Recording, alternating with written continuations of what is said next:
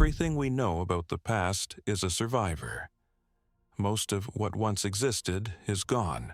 What reaches us is the small fraction that slipped through, by luck as often as by design. From those scraps, we build our entire picture of who came before us, and the picture is full of holes. Some of those holes are ordinary, a missing name, a date we can't pin down, but others are stranger than that. There are objects that shouldn't exist in the century that made them. There are places built by people we're told lacked the means to build them. There are bodies in the wrong part of the world, and words in a script that matches no known tongue. Consider a machine of interlocking gears, pulled from the seabed, that modeled the motion of the planets, made 1,500 years before anything like it appeared again. A temple of towering stone, raised before humans had learned to farm. A book, hundreds of pages long, written fluently in a language that has never been read. Mummies with European features, sealed in the sand of a Chinese desert. None of these are hoaxes. Each has been tested, dated, measured, and doubted, and each has held. The evidence is real. It's the explanation that keeps slipping away. These are the cases that don't get quieter with time. The more we examine them, the louder the questions grow. Over the next 3 hours, we'll return to the places where the record breaks down and look hard at what was left behind and at what it still refuses to tell us. In the high desert of the American Southwest, the land rises in tables of red and ochre stone. Canyons cut deep into the rock. The sky is enormous, the horizon distant, and for long stretches there is only silence and the wind moving across the mesas. And then, set into the face of a cliff, sheltered beneath an overhang of stone, a city appears. Towers of shaped rock and mortar rise from the ledge. Rooms stack against one another, connected by ladders and narrow passages. Round chambers sink into the ground. From a distance, the whole settlement seems to grow out of the cliff itself, tucked into the shadow of the canyon wall, hundreds of feet above the valley floor. These are the cliff dwellings of the ancestral Puebloans, and they are empty. The people who built them lived across a vast region, the high plateau where the modern states of Colorado, Utah, Arizona, and New Mexico meet. Archaeologists once called them the Anasazi, a term drawn from the Navajo language, though today many prefer the name Ancestral Puebloans, which reflects their connection to the Pueblo peoples who are their living descendants. They were not a lost people in the sense of having disappeared from the earth. Their descendants are alive today in the pueblos of the Hopi, the Zuni, the Acoma, and others across the Southwest. The mystery is not one of extinction, it is one of departure. Because at a certain point in their history across a wide and settled region, the ancestral Puebloans left the homes they had built and did not come back. Their story reaches back many centuries. Over generations, they developed from a people of scattered dwellings into builders of remarkable sophistication. They farmed the difficult land, cultivating maize, beans, and squash in a climate that gave little margin for error. They made fine pottery, painted in bold, geometric patterns. They traded across great distances, and objects found at their sites, seashells from the Pacific, copper bells and the remains of macaws from far to the south, reveal a network that stretched well beyond their own territory. The heart of this civilization, for a time, lay in a place called Chaco Canyon. There, on the floor of a broad, arid canyon, they raised structures of astonishing scale. Great houses of hundreds of rooms, built of shaped sandstone and timber, some rising several stories high. The largest, known today as Pueblo Bonito, contained hundreds of rooms and dozens of the round ceremonial chambers called kivas. Roads, remarkably straight, radiated outward from the canyon across the desert, connecting distant communities. Some of the buildings were aligned to the movements of the sun and moon, marking the turning of the seasons and the longer cycles of the sky. Chaco was a center, a place of gathering, of ceremony, of coordination across a wide and dispersed world. Stand in the canyon now, and there is only the wind, the stone, and the long shadows of walls that once enclosed a living community. The great houses remain, roofless in places, their timbers gray with age. The roads can still be traced across the land, but the people are gone and have been gone for a very long time. The building at Chaco flourished for roughly 2 centuries, and then, in time, wound down. The focus of the ancestral Puebloan world shifted. Populations moved toward the north and west, into regions like the canyons of Mesa Verde, where, in the 13th century, they undertook some of their most striking construction. It was here, in this later period, that they built into the cliffs. The reasons for that move are themselves a matter of study. For much of their history, the ancestral Puebloans had lived in the open, on the mesa tops, near their fields, in villages exposed to the land around them. But in the 1200s, many of them relocated their homes into the alcoves and overhangs of the canyon walls, in defensible positions that were difficult to reach.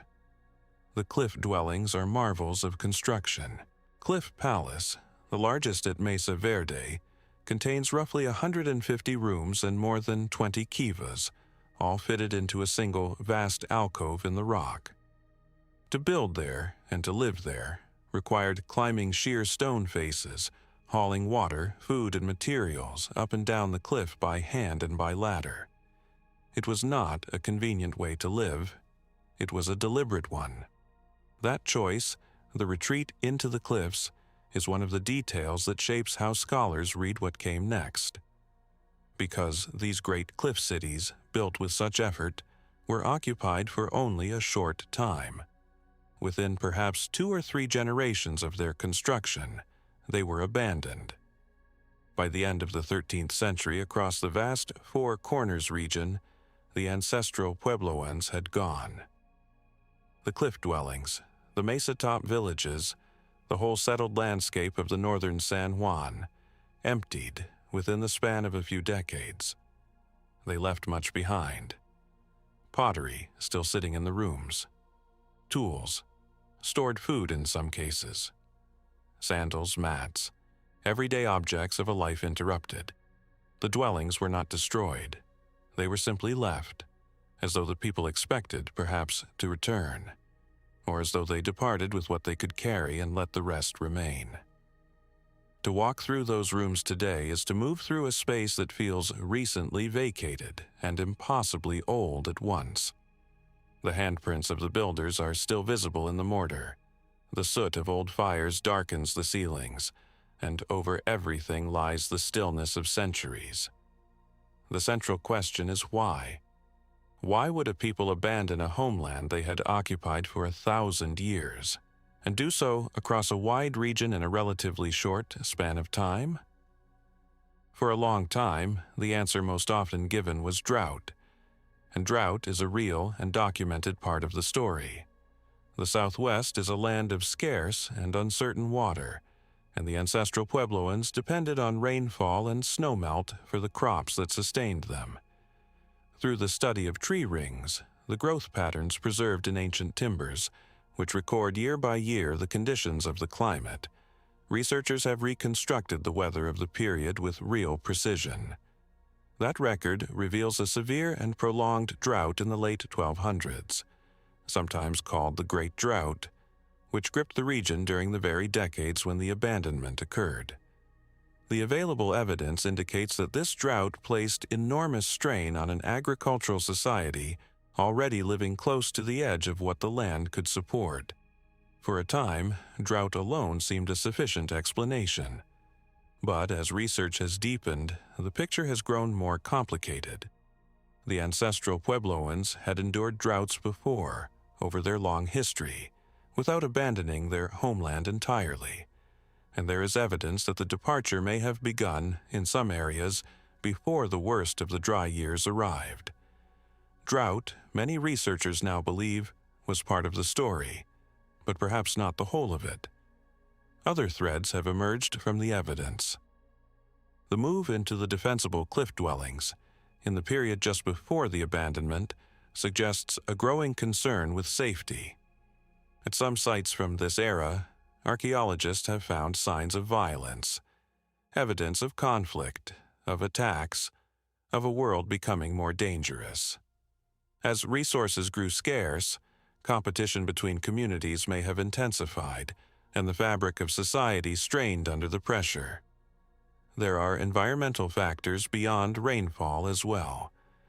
Long occupation of the land may have exhausted local resources, deforestation, depleted soils, game hunted thin over generations.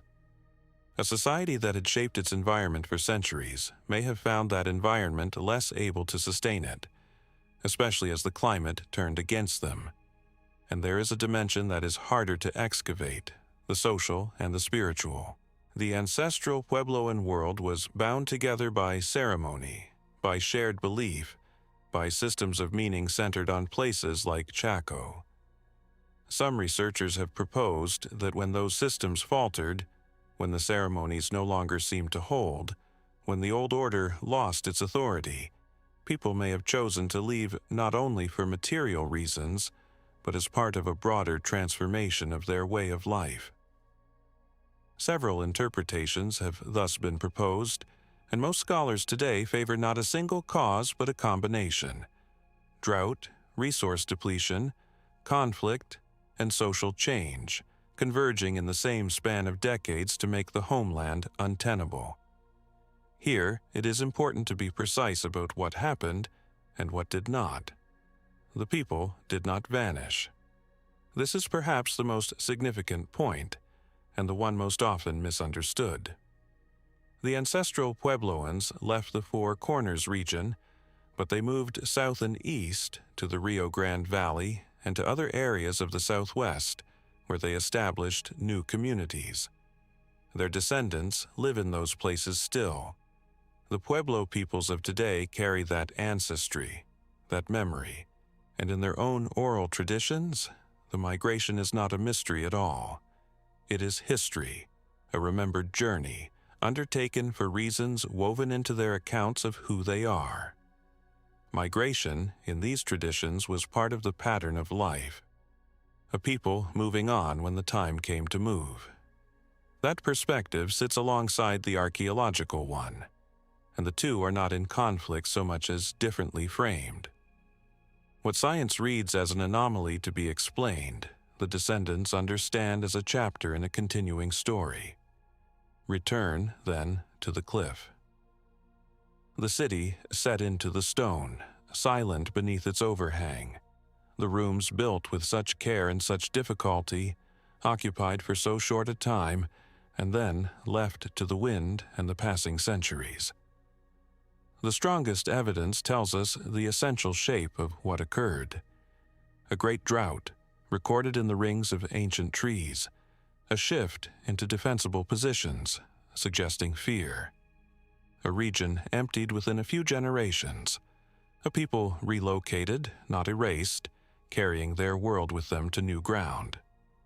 What remains uncertain is the weight of each cause and the exact texture of those final years, the decisions made room by room, family by family, as a long-settled world came to its close. The dwellings endure, high in the rock, holding their silence. The people who made them did not disappear. They walked away toward somewhere else and left the cliffs to keep the shape of a life they chose to leave behind. On the outer banks of North Carolina, a thin chain of islands stands between the mainland and the open Atlantic. The wind here is constant. The sand shifts. The shoreline itself moves over the years, reshaped by storms and tides, so that the land a person walks today is not quite the land that existed 4 centuries ago. Somewhere along this coast, on an island called Roanoke, more than 100 English men, women, and children built a settlement. And then they vanished. They left behind almost nothing. No graves, no bodies. no clear account of where they went or what became of them. What they left was a single word, carved into the wood of a post. This is one of the oldest unsolved mysteries in the history of English-speaking America. And it begins, as many colonial stories do, with ambition. In the 1580s, England was a latecomer to the settlement of the Americas. Spain had established itself across the southern reaches of the continent, drawing enormous wealth from its colonies. England, under Queen Elizabeth I, sought a foothold of its own, a base in the New World from which to trade, to explore, and to challenge Spanish power at sea. The effort was championed by Sir Walter Raleigh, who held a royal charter to establish a colony along the coast of what the English called Virginia, named for their unmarried queen. Raleigh himself never crossed the Atlantic. He organized and funded the expeditions from England, sending others to do the difficult work of building a settlement on a distant shore. The first attempts were troubled. An early expedition explored the region and made contact with the native peoples of the area. A later group of soldiers attempted to establish a fort on Roanoke Island, but the venture faltered.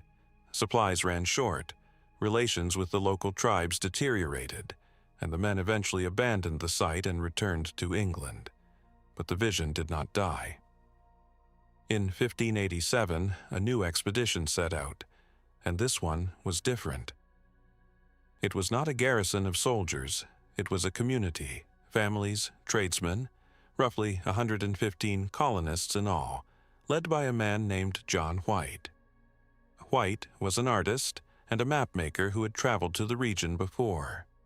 He knew the coast. Among the colonists were his own daughter, Eleanor, and her husband. Shortly after landing, Eleanor gave birth to a daughter named Virginia Dare, recorded as the first English child born in the Americas. Consider the scene as it must have looked. A small group of people, newly arrived on an unfamiliar island, tools and supplies carried ashore from the ships, modest dwellings rising among the trees, a community trying to take root in a place they did not yet understand, at the edge of an ocean that separated them from everything they had known. From the beginning, the colony was fragile. The settlers had intended to establish themselves further north, in the Chesapeake Bay, but circumstances left them on Roanoke, the same island where the earlier venture had ended in failure. Relations with the surrounding tribes were already strained by the actions of the soldiers who had come before. Supplies were insufficient. The colonists soon recognized that they could not survive long without more provisions from England. And so a decision was made. John White, the governor, would return across the Atlantic to arrange for supplies and reinforcements, then come back to the colony he had helped to found. He was reluctant to leave. Leaving meant sailing away from his own daughter and infant granddaughter. But the colonists insisted that he was the one with the standing to secure the help they needed. He sailed for England in late 1587, expecting to return within months. He did not return for nearly 3 years. The delay was not of his choosing. When White reached England, the country was consumed by a far greater struggle. War with Spain had reached its height, and in 1588 the Spanish Armada threatened invasion. Every available ship was needed for the defense of the realm. Vessels bound for distant colonies were held back. White's efforts to organize a relief expedition were blocked, delayed, and diverted again and again. By the time he finally secured passage and crossed the Atlantic once more, it was August of 1590, almost 3 years after he had left. He arrived off the coast of Roanoke on a day that carried, by grim coincidence, particular weight. It was the birthday of his granddaughter, Virginia Dare, who would then have been 3 years old, if she still lived. As the ships approached the island, White saw smoke rising from the shore. It gave him hope. But when his party landed and made their way to the settlement, they found no one. The houses had been taken down. The site had been dismantled in an orderly way, not destroyed in violence. A defensive palisade of tree trunks had been built around the area since White's departure. And on one of the posts of that palisade, the bark had been stripped away, and a word had been carved into the wood: Croatoan.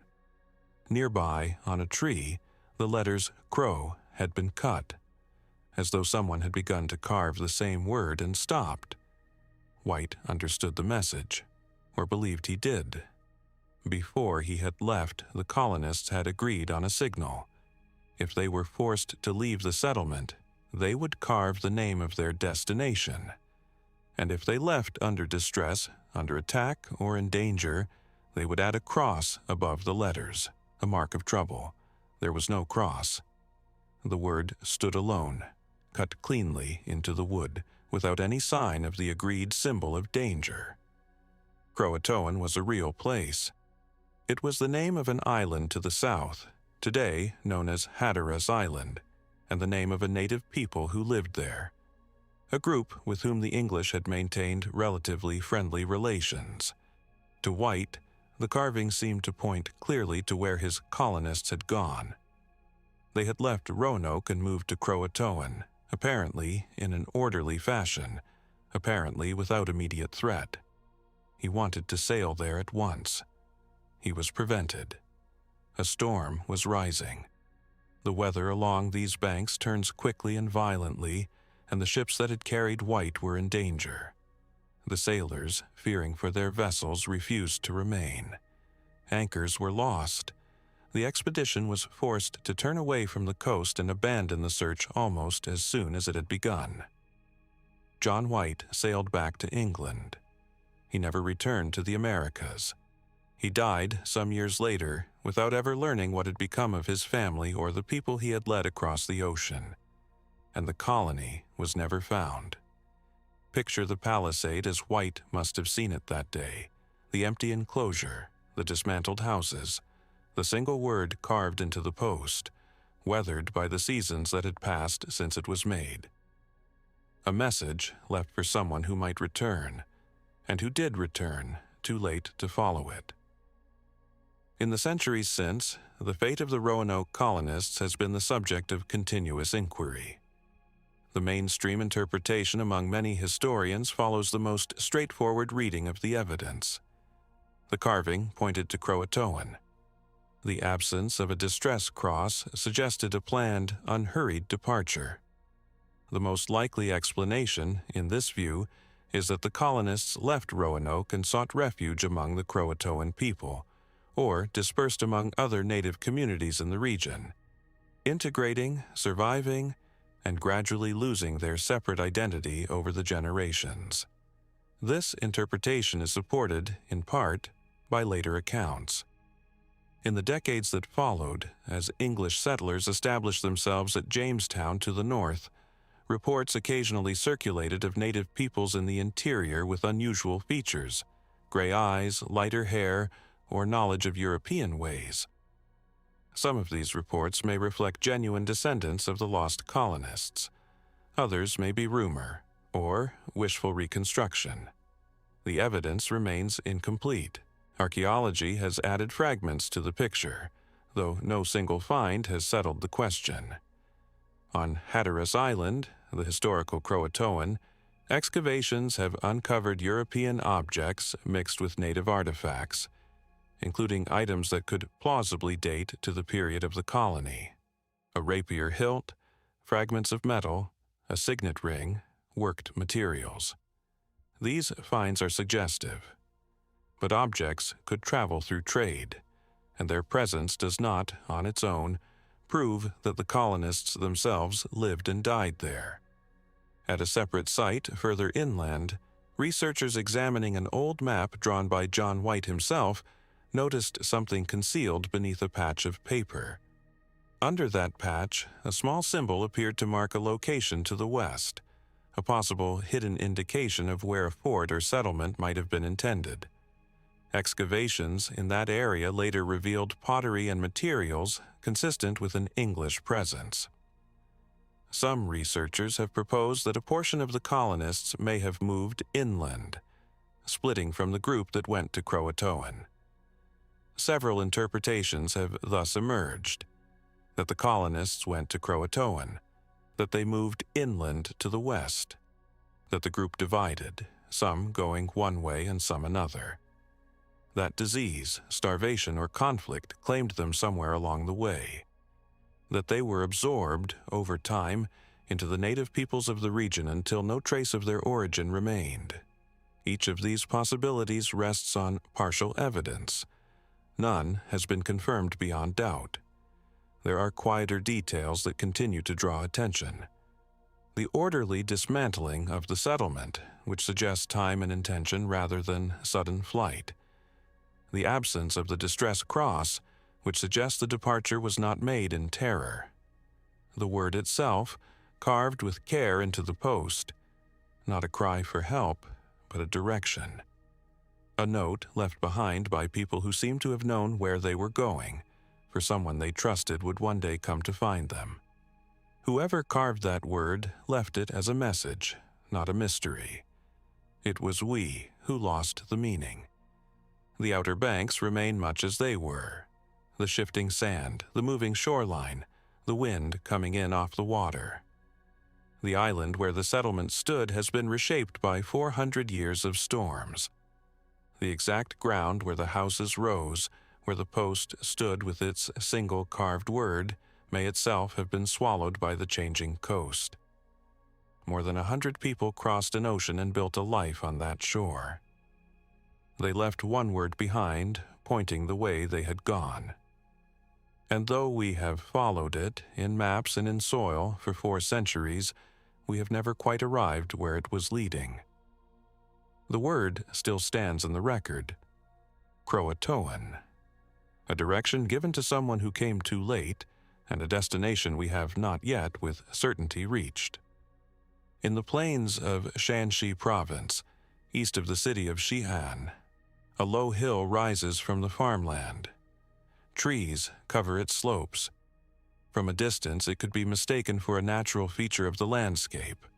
A rounded rise among the fields, unremarkable, easy to pass without a second glance. It is not natural. It was built by human hands more than 2,000 years ago, and beneath it lies something that no one alive has ever seen. This is the burial mound of Qin Shi Huang, the first emperor of a unified China. And in all the centuries since it was sealed, the tomb at its heart has never been opened. Qin Shi Huang came to power in an age of division. For generations, the territories that would become China had been fractured into warring states, locked in cycles of conflict. He was the king of Qin, and through a series of campaigns ending in 221 BCE, he brought those rival states under a single rule. He declared himself the first emperor, Shi Huangdi, a title meant to echo forward through the dynasties he believed would follow. His reign reshaped the land. He standardized weights, measures, and currency. He unified systems of writing. He began the vast network of walls and roads that would define the empire for centuries. He was, by any measure, one of the most consequential figures in the history of the region. He was also, according to the historical record, deeply preoccupied with death and with the possibility of escaping it. Much of what we know comes from a single source: the records of the Grand Historian, written by Sima Qian roughly a century after the emperor's death. Sima Qian describes a ruler who sent expeditions in search of an elixir of immortality, who consulted alchemists and magicians, and who feared assassination so greatly that he moved in secret through his own palaces. And Sima Qian describes the tomb. According to his account, construction began early in the emperor's reign and continued for decades, employing a workforce said to number in the hundreds of thousands. The historian writes of a burial chamber that reproduced the empire in miniature, with rivers and seas of flowing mercury, mechanically made to move, and a ceiling set with the constellations of the heavens. He describes crossbows rigged to fire automatically at intruders, and a final grim detail: that the workers who sealed the tomb were themselves sealed inside it to protect its secrets. For a long time, these descriptions were treated as legend, the writing of a historian embellishing the memory of a tyrant, generations removed from the events. Then, in 1974, the ground gave up its first secret. Farmers digging a well in the fields near the mound struck fragments of fired clay. What they had found was not pottery, but the shoulder of a life-sized human figure. Excavation followed, and it revealed something that no text had fully prepared anyone for: an army, row upon row of clay soldiers, standing in formation, buried in vast underground pits. Infantry, archers, charioteers, cavalry, thousands of them, each one modeled at full human scale, arranged for battle in the earth. The terracotta army. The figures are individual. No two faces are precisely the same. Their armor, their hairstyles, their expressions vary from one to the next, as though modeled on real men. They were once painted in bright colors, traces of which still cling to some of the surfaces when they emerge from the soil. They carried real bronze weapons, swords, spears, crossbow triggers, many of them still sharp when unearthed. They stand in silence now, in the great halls built to shelter them where they were found. Thousands of faces, turned in the same direction, keeping a formation whose purpose ended 20 centuries ago. The discovery transformed how scholars read the ancient accounts. If an army of this scale, detailed, deliberate, immense, had been built merely as an outer guard for the tomb, then the descriptions of what lay at the center could no longer be dismissed so easily. Because the terracotta army is not the tomb. It is roughly 1.5 miles from the burial mound itself. It is, in the understanding of most archaeologists, only one part of a much larger funerary complex, an outlying detachment positioned to face east, toward the territories the emperor had conquered. The tomb remains beneath the hill, untouched. Over the following decades, archaeologists surveyed the surrounding area with growing care. They found more pits, hundreds of them, spread across a zone covering many square kilometers. Some held bronze waterfowl, cranes, and geese, arranged along the banks of a buried watercourse. Some held figures of officials, of acrobats, of stable hands. One held the remains of exotic animals. Another contained 2 exquisite half-scale bronze chariots, each drawn by 4 horses, crafted with a precision that still astonishes the specialists who study them. Each discovery confirmed the same idea. This was not simply a grave, it was an entire world, built underground, a complete imperial court, an empire in miniature, arranged around its dead ruler. And at its center, still sealed, is the mound. Here the mystery deepens because the burial chamber itself has never been excavated. What we know of its interior comes not from direct observation, but from indirect evidence, and from the writing of Sima Qian. One line of that evidence has drawn particular attention. When scientists tested the soil of the mound, they found unusually high concentrations of mercury, far above the levels found in the surrounding land. And the pattern of that mercury is not random. The available evidence suggests it is distributed in a way that some researchers have compared to the layout of rivers and seas. Sima Qian wrote of rivers of mercury, flowing through a model of the empire. The soil, 2,000 years later, appears to hold a trace of that description. This does not confirm every detail of the ancient account. It does not tell us what condition the chamber is in, or whether the ceiling of stars, the automatic crossbows, or the flowing rivers still exist in any recognizable form. But the mercury readings are among the strongest pieces of physical evidence yet found, a point where the words of the historian and the measurements of the scientists appear to meet. The natural question is the one that hangs over the entire site. If so much has been found around the tomb, why has the tomb itself never been opened? The answer is, in part, a matter of caution. Chinese authorities and archaeologists have deliberately chosen not to excavate the central chamber. Several concerns shape that decision. There is the mercury, which, if the accounts are accurate, would make the interior genuinely dangerous.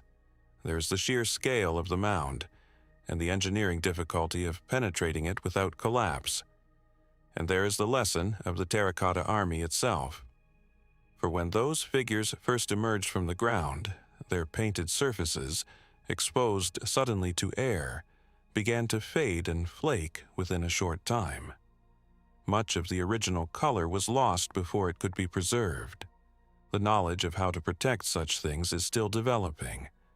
To open the tomb now, with present methods, would risk destroying whatever it contains in the very act of revealing it, and so the decision has been to wait, to leave the chamber sealed until the science of preservation has advanced far enough to justify entering it.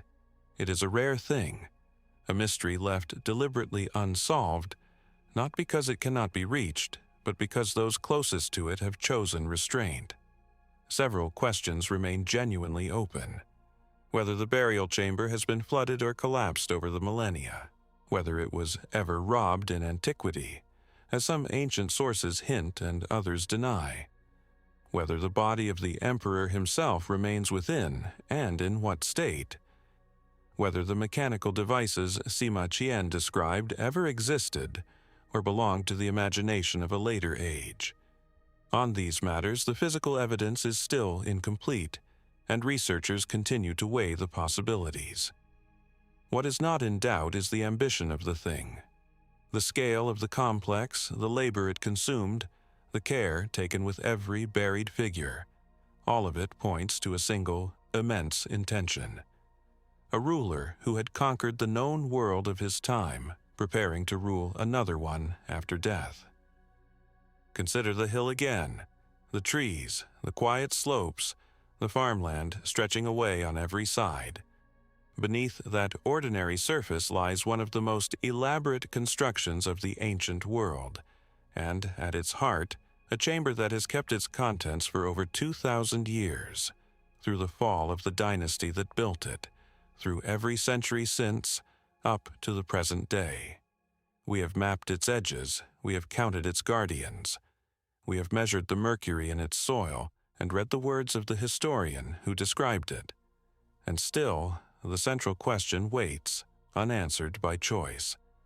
The first emperor sought a way to live forever. In one sense, he failed. He died on a journey east, and the dynasty he founded did not long outlast him. In another sense, something of what he intended has endured. The tomb remains sealed.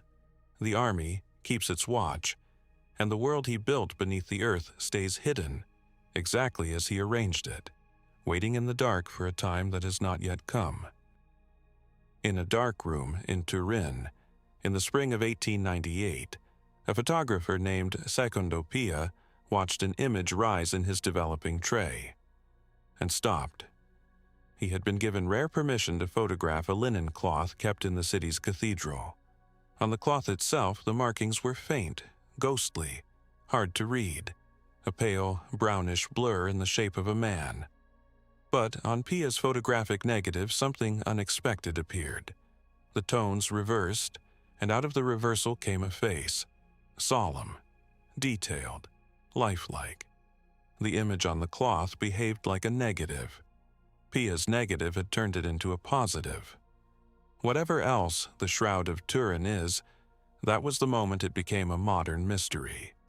The cloth is large, more than 4 meters long, a little over a meter wide.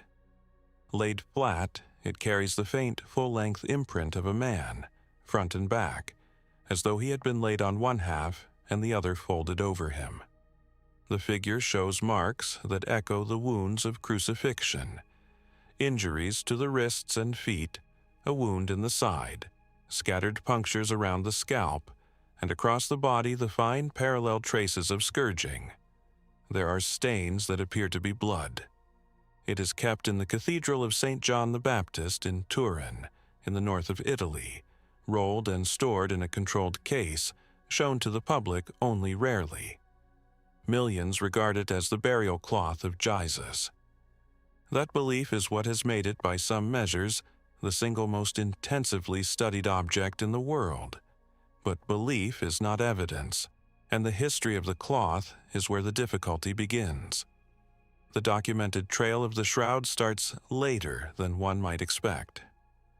Its first certain appearance is in the 1350s, in the small French town of Lire, in the hands of a knight named Geoffroy de Charny.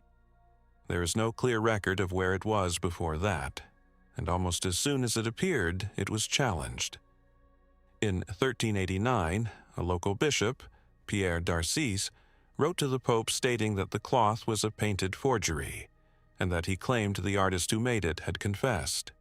That is the historical starting point the evidence gives us, a cloth that surfaces in medieval France and is immediately called a fake by the local church authority. For centuries, the argument stayed roughly there. Devotion on one side, suspicion on the other, until science was brought to bear on it. The most ambitious effort came in 1978, when a team of American researchers known as STIRP was given days of direct access to examine the cloth with the instruments of the time. Their findings were, in a way, the beginning of the modern puzzle. They concluded that the image was not painted. There was no pigment, no brushwork, no binder pooled in the weave. Instead, the image seemed to be a shallow discoloration, a faint yellowing of only the topmost fibers of the linen, as if the surface itself had been altered. They could describe the image in great detail. What they could not do was explain how it had been made. That unexplained image is the anchor of everything that follows. Hold on to it. Then, in 1988, came the test that many expected to settle the matter. With permission from the church, 3 independent laboratories in Oxford, Zurich, and Arizona were given small samples of the cloth for radiocarbon dating, the standard scientific method for dating organic material. The results, published in the journal Nature, were consistent across all 3 labs.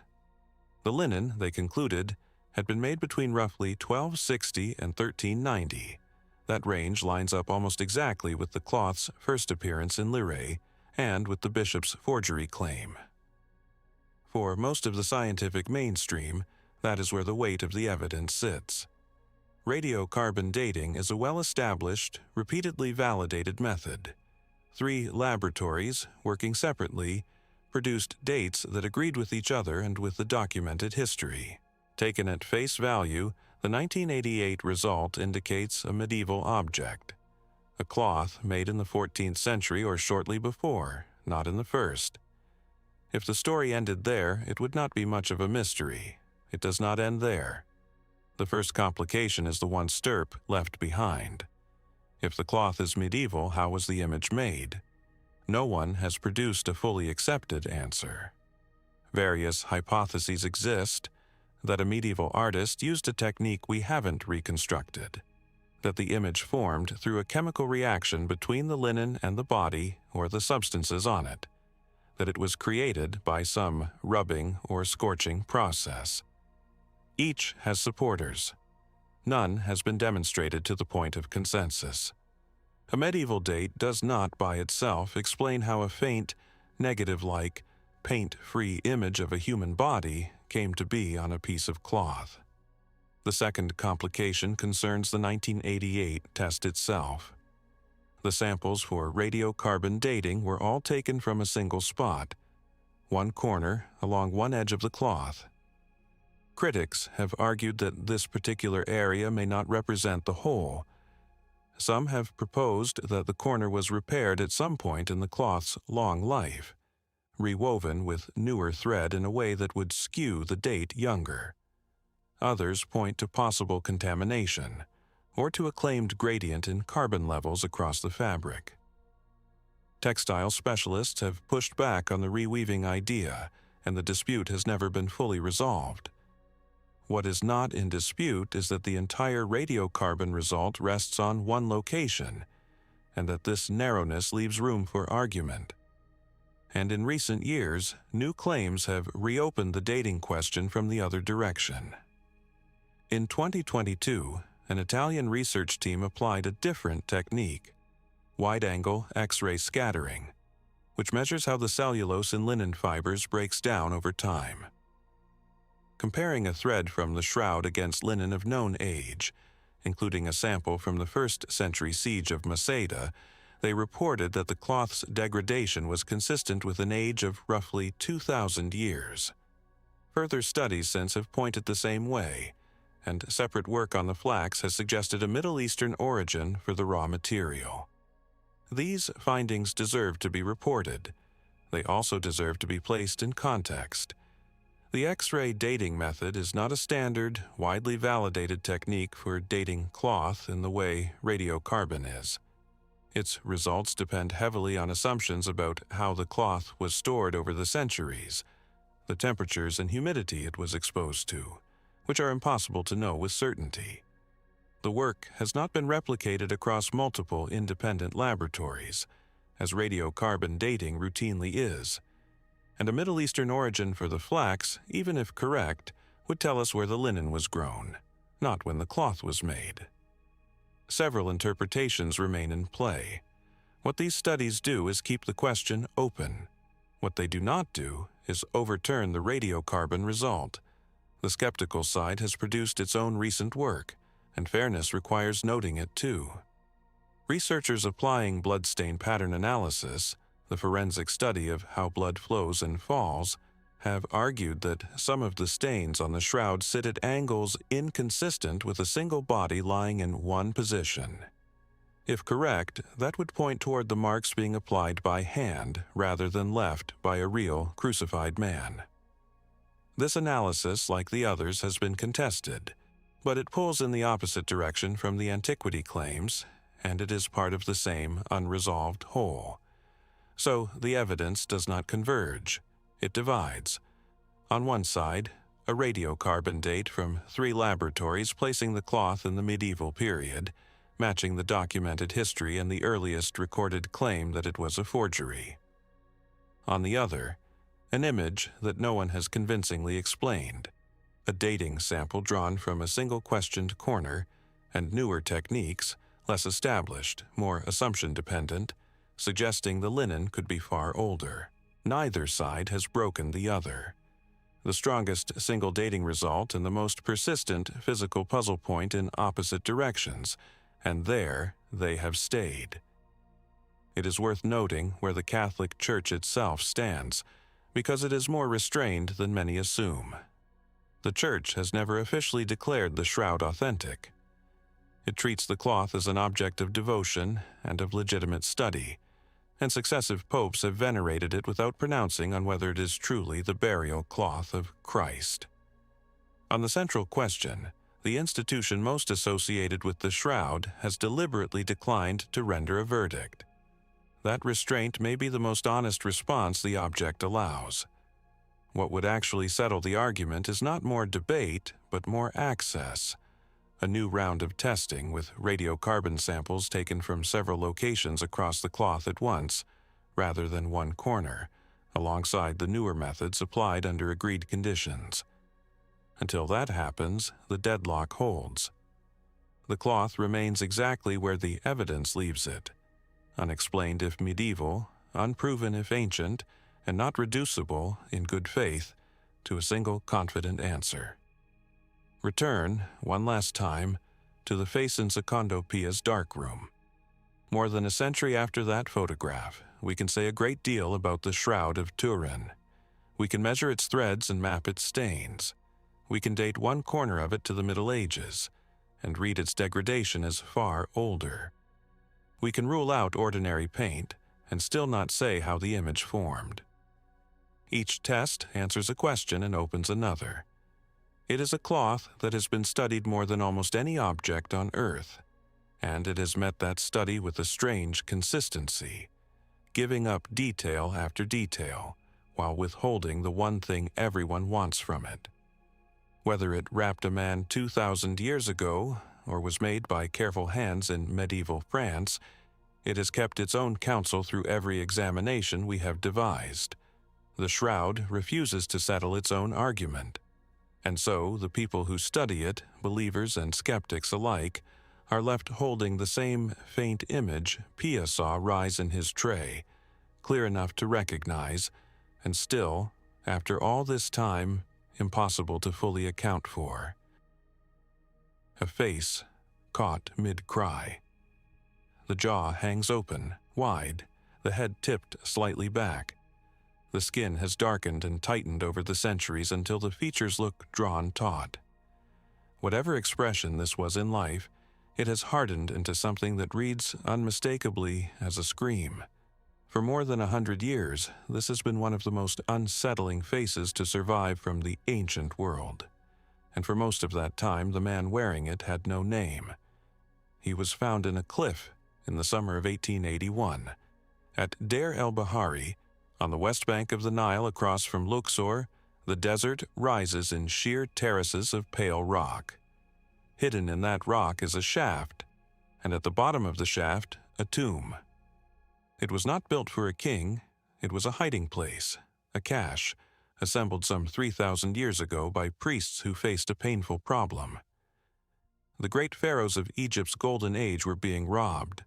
Their tombs, filled with gold, had become targets, and their bodies were being disturbed by looters hunting treasure in the wrappings. So the priests gathered them up and moved them.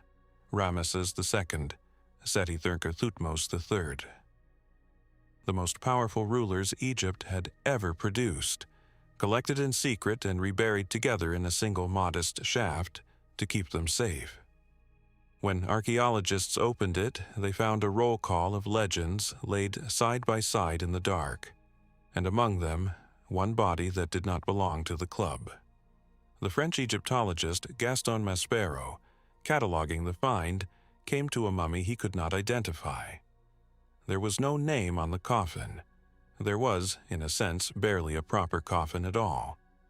He labeled the body with a letter, as a placeholder, unknown man E, and moved on. But the mummy stayed in the mind because of the face, and because almost everything about the way it had been prepared was wrong. Consider what Egyptian mummification was meant to be. It was among the most careful procedures any culture has ever devised for the dead. The internal organs removed and preserved, the body dried, treated with costly resins, wrapped in clean white linen, laid in an inscribed coffin bearing the owner's name so the soul could find its way. Every step served the same goal, to carry the person safely into eternity and to keep their identity intact forever. Unknown man. E received almost none of this. His organs were left inside him. His body appears to have been barely embalmed at all. Instead of fine linen, he had been wrapped in the skin of a sheep or goat, a material Egyptians regarded as ritually impure. His hands and feet, by several accounts, were bound. His coffin carried no name, and his mouth had been left to fall open, uncorrected, frozen in that wide and terrible expression. Someone had taken this man and buried him in a way designed to do the opposite of what mummification was for. Not to preserve his memory, but to condemn it. The question was who and why. For a long time, those questions had no firm answer.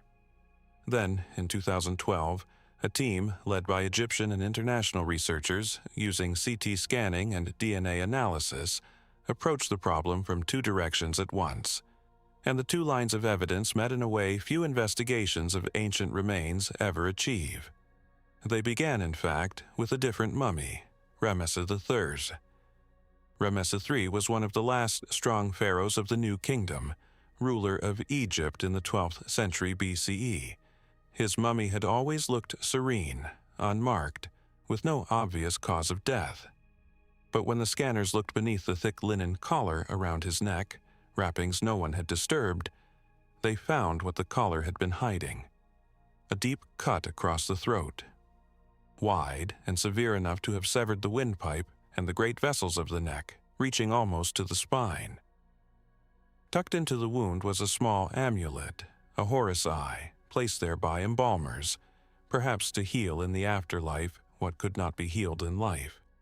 Ramesses III had been murdered. His throat had been cut. This was not entirely a surprise, because Egypt had preserved in ink a record of the crime. A document known today as the Judicial Papyrus of Turin, a court record more than 5 meters long, describes a plot against Ramesses III, hatched inside his own household. It is called the Harem Conspiracy. According to the papyrus, a secondary wife named Tia conspired with palace officials to assassinate the king and place her own son on the throne in his stead. That son is named in the papyrus as Pentuer. Here, the two investigations converged. The researchers took DNA from Ramesses III and DNA from the nameless screaming mummy. The results showed the two men shared the same Y chromosome lineage and half of their genetic makeup, the signature of a father and son. Unknown man, E was a son of the murdered king, a son of Ramesses III, buried without a name, denied proper mummification, wrapped in an impure skin, his mouth left gaping, a body treated not with reverence but with something closer to punishment. The pieces fit a single story. Pentuer, the prince who plotted his father's murder, was, according to the papyrus, found guilty and permitted to take his own life rather than face execution. And here, it seemed, was his body, a king's son, condemned, buried in disgrace, and yet still hidden away centuries later among the very royalty he had betrayed. That is the mainstream interpretation, and it rests on unusually strong ground. A murder confirmed by a scanner, a conspiracy recorded in a court document, a father-son bond confirmed by DNA. Rarely do text, forensics, and genetics line up so cleanly across 3,000 years. But it is worth being precise about what the evidence proves and what it does not. The DNA establishes that unknown man E was a son of Ramesses III. It does not on its own prove that he was Pentuer specifically. Ramesses had many sons. What makes Pentuer the leading candidate is not the DNA alone. It is the combination. A son of the king, buried in a deliberately degrading way, in the right period, when we know from the papyrus that one of the king's sons was condemned for treason.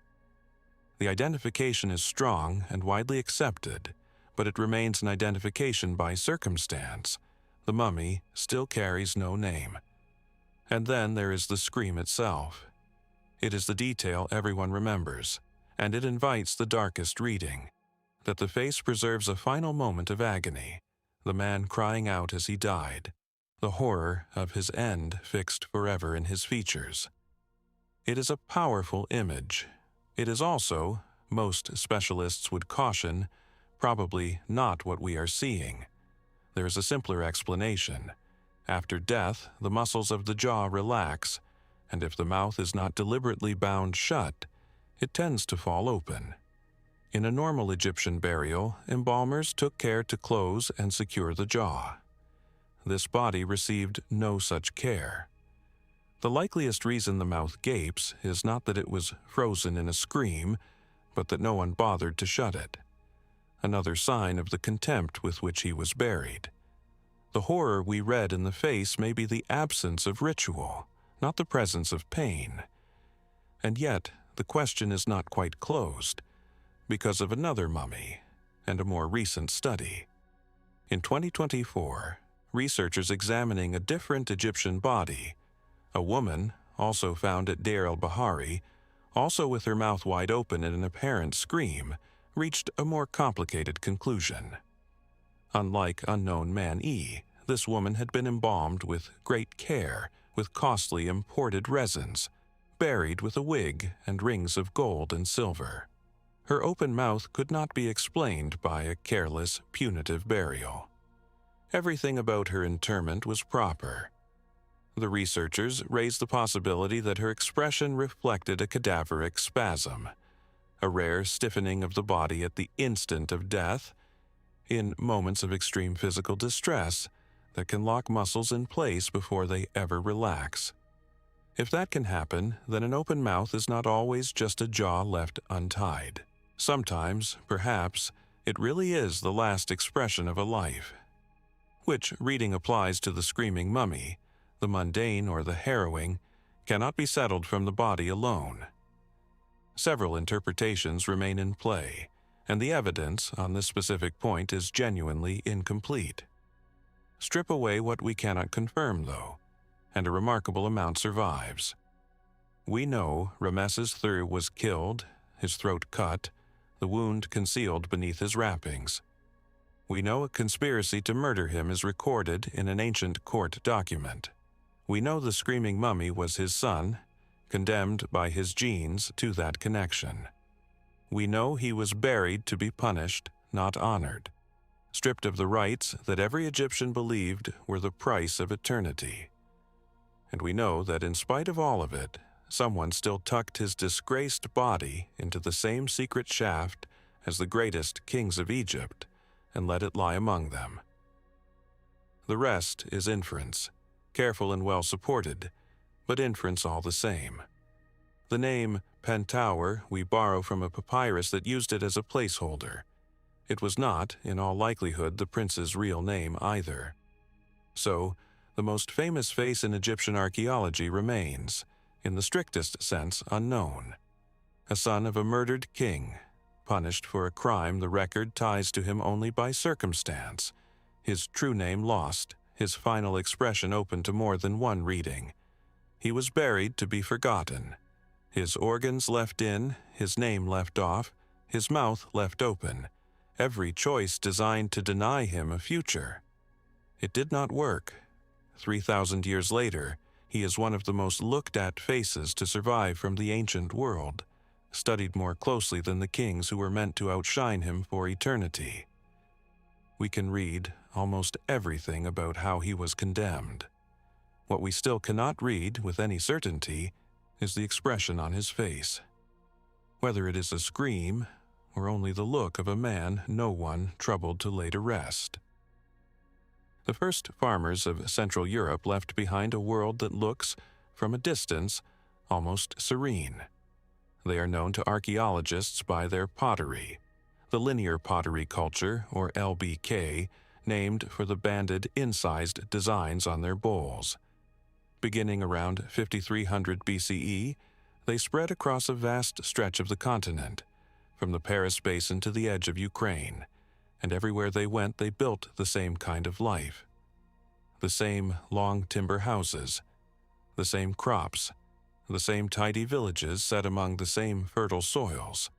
For a span of 3 centuries, this was one of the most uniform and stable ways of living Europe had ever seen. And then, near its end, that world produced something no one has been able to fully explain. The place is called Herxheim. Today it sits in the flat farmland of Rhineland-Palatinate, in the southwest of Germany, not far from the Rhine. There is little to mark it. The drama here is not above the ground. It is what was dug into it, and what was later placed inside. In the 1990s, ahead of commercial construction, archaeologists opened the site and found the outline of an LBK settlement, ringed by what appeared to be 2 long, curving ditches. At first glance, an ordinary enclosure, but the ditches turned out to be something stranger, not continuous trenches at all, but rows of elongated pits, dug beside one another and dug again over time, forming 2 broken rings around the village. It was what filled those pits that changed everything.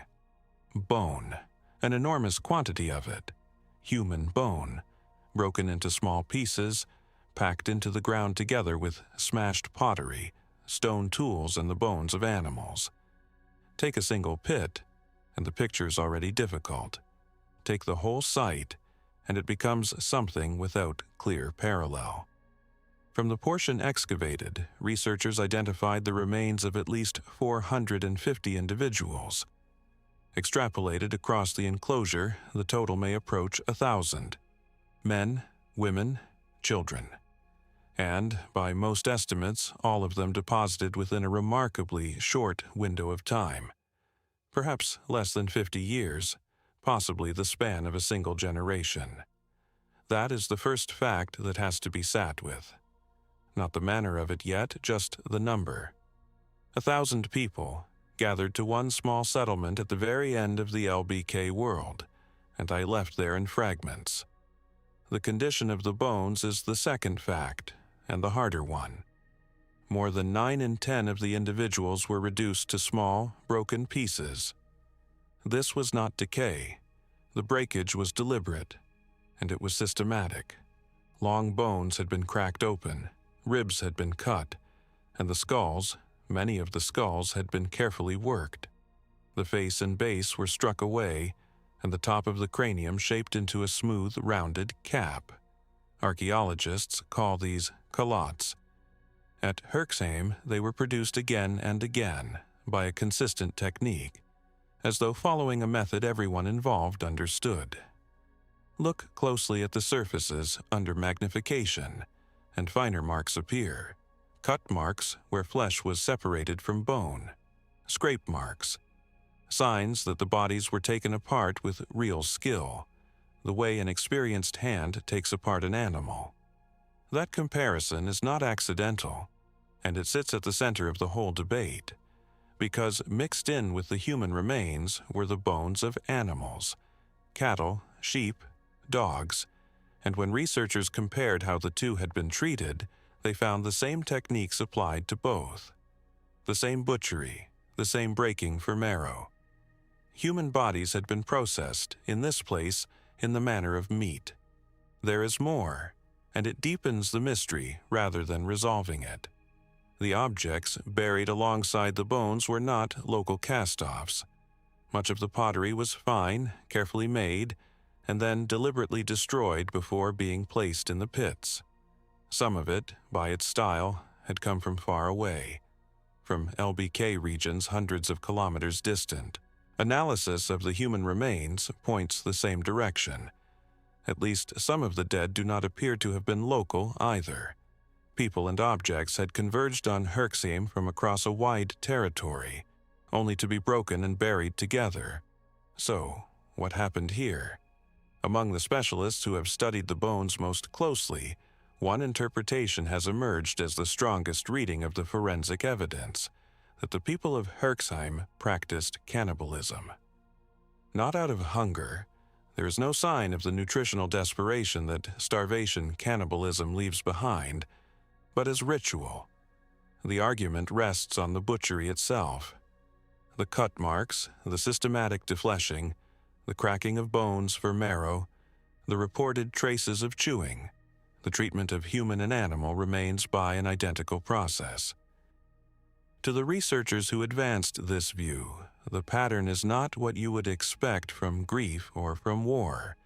It is what you would expect from consumption, carried out deliberately and repeatedly, as part of some ceremony we cannot reconstruct. If that reading is correct, Herxheim was not a battlefield and not a cemetery in any ordinary sense.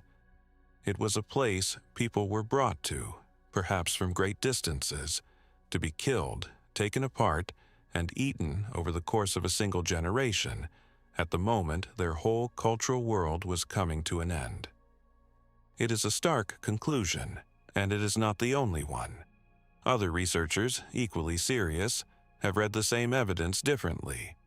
They point out that the marks of extreme manipulation do not, by themselves, prove that anyone was eaten. Bodies can be defleshed, dismembered and broken as part of complex funeral rites, secondary burial, in which the dead are processed long after death and their remains ritually destroyed and deposited. Under this interpretation, Herxheim is a mortuary center of unusual intensity, not a site of cannibal feasting. The bones were handled, in this view, according to a belief system about death and the body that we have simply lost. Several details have been raised in support of this more cautious reading. The skull injuries that do appear on the remains are, in many cases, old and fully healed. Wounds these people survived long before they arrived at Herxheim, not the blows that killed them. Clear, unambiguous marks of killing are hard to identify on the calottes. and the bones show little sign of having been gnawed by animals, which suggests they were not left lying exposed, but handled and buried with care and control. The disagreement, then, is not really about what was done to the bodies. On that, the evidence is fairly clear. They were systematically taken apart. The disagreement is about why, and about whether the final step was consumption or ceremony. Researchers continue to debate it, and the debate has not settled. It helps to remember when all of this took place. The end of the LBK around 5000 BCE was not a quiet fading. Across Central Europe, the archaeological record from this period carries signs of crisis and of violence. At other sites, the evidence is brutally direct. At Talheim in Germany, dozens of people were killed with blows to the head and thrown into a pit. At Aspern-Schletz in Austria, the dead lay unburied around a settlement's ditches. Something was going wrong in the world of the first farmers, and it was ending in bloodshed. Herxheim belongs to that same troubled horizon. But it does not fit the pattern of the massacre sites. There are no rows of struck-down bodies left where they fell. Instead, there is method. The careful shaping of skulls, the deliberate breaking of imported pots, the assembly of remains from far and wide. Whatever drove the people of Herxheim, it was organized, repeated, and, in its own terms, purposeful. Some researchers see it as a response to the crisis of the age. A community, or many communities, turning to extreme ritual as their way of life collapsed. Others caution that we are reading our own sense of catastrophe into it, and that the meaning may have had nothing to do with crisis at all. These remain interpretations. The site itself does not tell us which is right. Return, then, to what the ground actually holds, the part that no theory can talk away. Hundreds of human beings, perhaps 1,000, brought to one small place at the close of an era. Their bodies taken apart with deliberate skill, their skulls shaped by a shared technique into rounded caps, their remains folded into pits alongside animals and shattered pottery carried from distant lands. All of it done within the memory of a single generation, and then the site abandoned, the settlement gone, the practice never clearly seen again. That is the evidence. It is detailed, it is consistent, and it is real. What it refuses to give up is the thought behind it, the belief, the fear, or the need that made ordinary farming people gather the dead from across a continent and do this. The bones of Herxheim are studied now in laboratories, catalogued and measured, each fragment a data point in a debate that runs through the scholarship without resolution. Cannibalism or ceremony, crisis or cosmology. The specialists who know the remains best still divide over it, and they divide because the evidence genuinely allows more than one answer. What is not in question is the care. Whatever happened at Herxheim was not chaos. It was done with attention, with consistency, with a kind of terrible order, by people who understood exactly what they were doing, even if we no longer can. They left us the how in extraordinary detail. They took the why with them into the ground, and it has not come back up. On the northern edge of Clydebank, where the housing estates of Fluently give way to the green slopes of the Kilpatrick Hills, there is a fenced patch of open ground. Grass, a few trees, the backs of ordinary houses. Children have grown up here without a second glance at it. There is nothing to see. That is the point. What makes this place remarkable is buried a few feet down, deliberately hidden from view. Beneath the turf lies a single vast slab of sandstone, its surface covered in hundreds of carved marks made around 5,000 years ago. It is called the Kochno stone, and for most of the last half-century it has been kept in the dark. Not lost, not forgotten, but intentionally put back into the earth. To understand why, you have to see what is carved on it. The stone is enormous, roughly 13 meters by 8, about the size of a tennis court laid into the ground. Across that surface, prehistoric hands cut a dense field of markings, small round hollows, each one pecked into the rock, and around many of them, concentric rings circle within circle. From some, narrow grooves run outward like channels leaving a well. In places, the rings overlap and crowd together until the whole surface seems to ripple. Archaeologists call these markings cup and ring marks. The Cocknow stone holds one of the largest and finest collections of them anywhere in Britain, by some assessments in Europe. They are not unique to Scotland.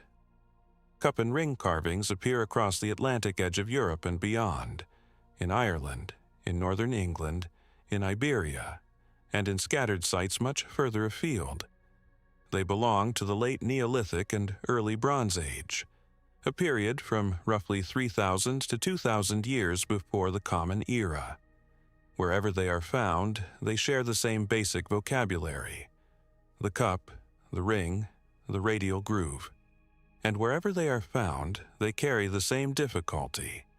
The people who made them left no writing to explain them.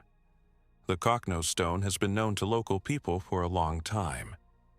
In 1887, a clergyman named James Harvey made the first careful record of it, documenting the marks that lay open to the sky on the hillside above the farm. At that time, the stone sat in open country. It was simply part of the landscape. The 20th century changed everything around it. As Clydebank grew, houses spread up the hill toward the stone. What had been a remote outcrop became a slab of exposed rock in the middle of a residential area. People walked across it. Some carved their initials into it, alongside the ancient rings. Weather and feet in graffiti began to wear it down.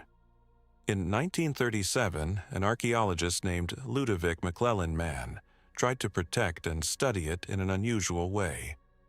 He painted the carvings, tracing the grooves in yellow and red, partly to measure them, and partly to test a theory of his own about what they meant. His painted lines are still faintly visible today. His interpretation we will come to. By the 1960s, the damage was accelerating. And so, in 1965, a decision was made that still feels strange to describe. To save the Cocknow stone, archaeologists buried it. Tons of earth were laid over the slab, sealing it away from the vandalism that was destroying it. The most important rock art panel in the region vanished beneath a layer of soil and stayed there. For 50 years, it existed only in old photographs and records.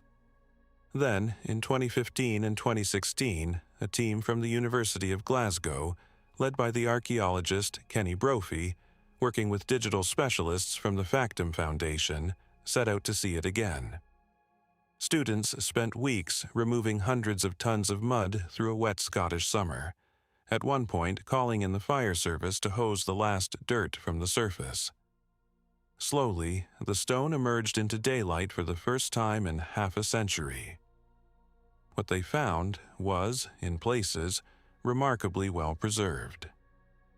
The burial had worked.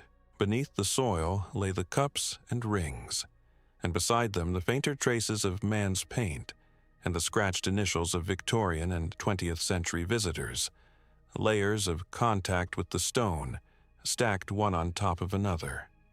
The team recorded all of it in extraordinary detail, using 3D scanning to build a precise digital replica. Every groove, every ring, every later scratch captured as data. And then they buried the Cocknow stone once more. That is where it remains, protected, mapped, studied, and hidden again beneath the ground, because keeping it visible has never been safe. So, what do the marks mean? Here, the honest answer is that the mainstream position is uncertainty. Historians and archaeologists broadly agree on what the Cocknow stone is, a major piece of Neolithic or early Bronze Age rock art, and on roughly when it was made. What they cannot agree on is why. The The carvings clearly meant something to the people who spent countless hours pecking them into the rock. That intent is not in doubt. Their message is. The scale of the uncertainty is easy to underestimate. Decades ago, a researcher named Ronald Morris, who studied cup and ring art across Scotland, gathered together the explanations that had been proposed for it. He counted more than 100 distinct interpretations. Many he set aside as unsupported. But the sheer number tells you something. This is a symbol system that invites explanation and resists confirmation in equal measure. Several ideas have recurred over the years. One is astronomical. This was man's theory.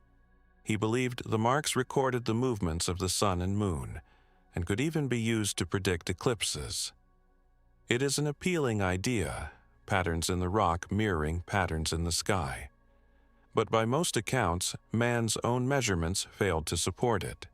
The data he gathered to prove the connection ended up arguing against it. The astronomical reading has never been ruled out entirely, but it has never been demonstrated either. Other interpretations have been proposed. That the marks were territorial or boundary markers, signaling ownership or the edge of a group's land. That they were maps of the landscape, of routes, of nearby settlements or water sources. That they were religious or ritual symbols, tied to fertility, to water, or to the dead. Each has its supporters. None has decisive evidence behind it. More recently, some archaeologists have shifted the question itself. Rather than asking what each symbol stands for, they focus on how the stone was experienced, where it sits in the landscape, what can be seen from it, how people might have moved across it, gathered on it, returned to it over generations. In this view, the meaning may not lie in decoding the marks one by one, but in the act of making and using them. The Kokno stone may have served several overlapping purposes at once, none of which reduces to a single translation. That, too, is an interpretation. The stone does not confirm it. Set the theories aside and consider what we can actually say with confidence. Around 5,000 years ago, people came to this hillside and carved, patiently, into hard rock using stone tools, without metal. They made not a few marks, but many, a crowded, deliberate composition covering a slab the size of a tennis court. They returned to it, very likely across generations. Whatever the marks meant, they mattered enough to justify an enormous amount of labor, repeated over a long span of time. That effort is the clearest fact we have. It is also the one that makes the silence around the meaning so difficult to accept. There is something fitting and a little melancholy in the stone's recent history. A monument made to be seen, carved on an open hillside, meant to be visited, now has to be hidden to survive. The very act that once gave it meaning, people coming to stand on it and touch it, became the thing that threatened it. To protect the marks, we had to take them away from the light. The digital record offers a kind of compromise. The scan means the Kokno stone can now be studied, shared, and reproduced without anyone setting foot on the original. A life-size facsimile can carry the carvings, and even the later graffiti, out into the world, while the real slab rests safely underground. The stone endures in two places at once, buried in faithfully and preserved in data. But the digital copy, however precise, records only the shape of the marks. It cannot recover the thought behind them. Somewhere beneath a quiet patch of grass on the edge of Glasgow, the Kokno stone lies in the dark, exactly as its protectors intended. Its rings still spiral across the sandstone. Its channels still run outward to nowhere we can name. The people who made them believed those shapes were worth the years it took to cut them, and they were right. The marks have outlasted everything else about their makers. We have measured them, scanned them, and covered them over again. We can say with confidence how old they are, how they were made, and how carefully. What they were trying to tell us is still there in the stone, waiting, just under the surface, kept safe and still unread. Off the southern coast of Turkey, the land falls away into deep blue almost at once. There is no gentle shelf here, just a steep rocky cape called Uluburun, the Grand Cape, dropping fast into water that turns dark within a few strokes of the shore. Sponge divers have worked these waters for generations, holding their breath, descending along the rock face into the cold. In 1982, one of them saw something on the slope that did not belong. Rows of shapes half buried in sediment that looked, he would later say, like metal biscuits with ears. They were ingots of copper, and they had been lying there for more than 3,000 years. The diver was a young man named Mehmet Çakır. He mentioned the strange objects to his captain. The captain passed word to Turkish authorities, and eventually the description reached archaeologists who recognized it immediately. The biscuits with ears were oxide ingots, slabs of copper cast in a four-cornered shape, with handles at each corner for carrying. They were a signature of late Bronze Age trade, and a field of them on the seabed meant only one thing. A ship had gone down here, fully loaded, in a world we usually glimpse only through ruins and texts. What followed was one of the most demanding underwater excavations ever attempted. The Institute of Nautical Archaeology, led first by George Bass and then by Samal Pulak, worked the site across 11 seasons, from 1984 to 1994. The wreck lay deep, the cargo spread down a slope from roughly 44 to 60 meters, at the very edge of what divers breathing air can safely reach. Each diver could spend only minutes on the bottom before beginning the slow ascent. Over the years, the team logged more than 20,000 dives. Piece by piece, they brought up a cargo unlike anything found before. Begin with the metal. The ship carried around 10 tons of copper in more than 300 oxide ingots and about a ton of tin. Together, in roughly the right proportions, those two metals make bronze, the material that gave the age its name. This was not scrap or samples. It was enough raw metal to arm thousands of soldiers, moving in a single hull. But the copper and tin were only the beginning.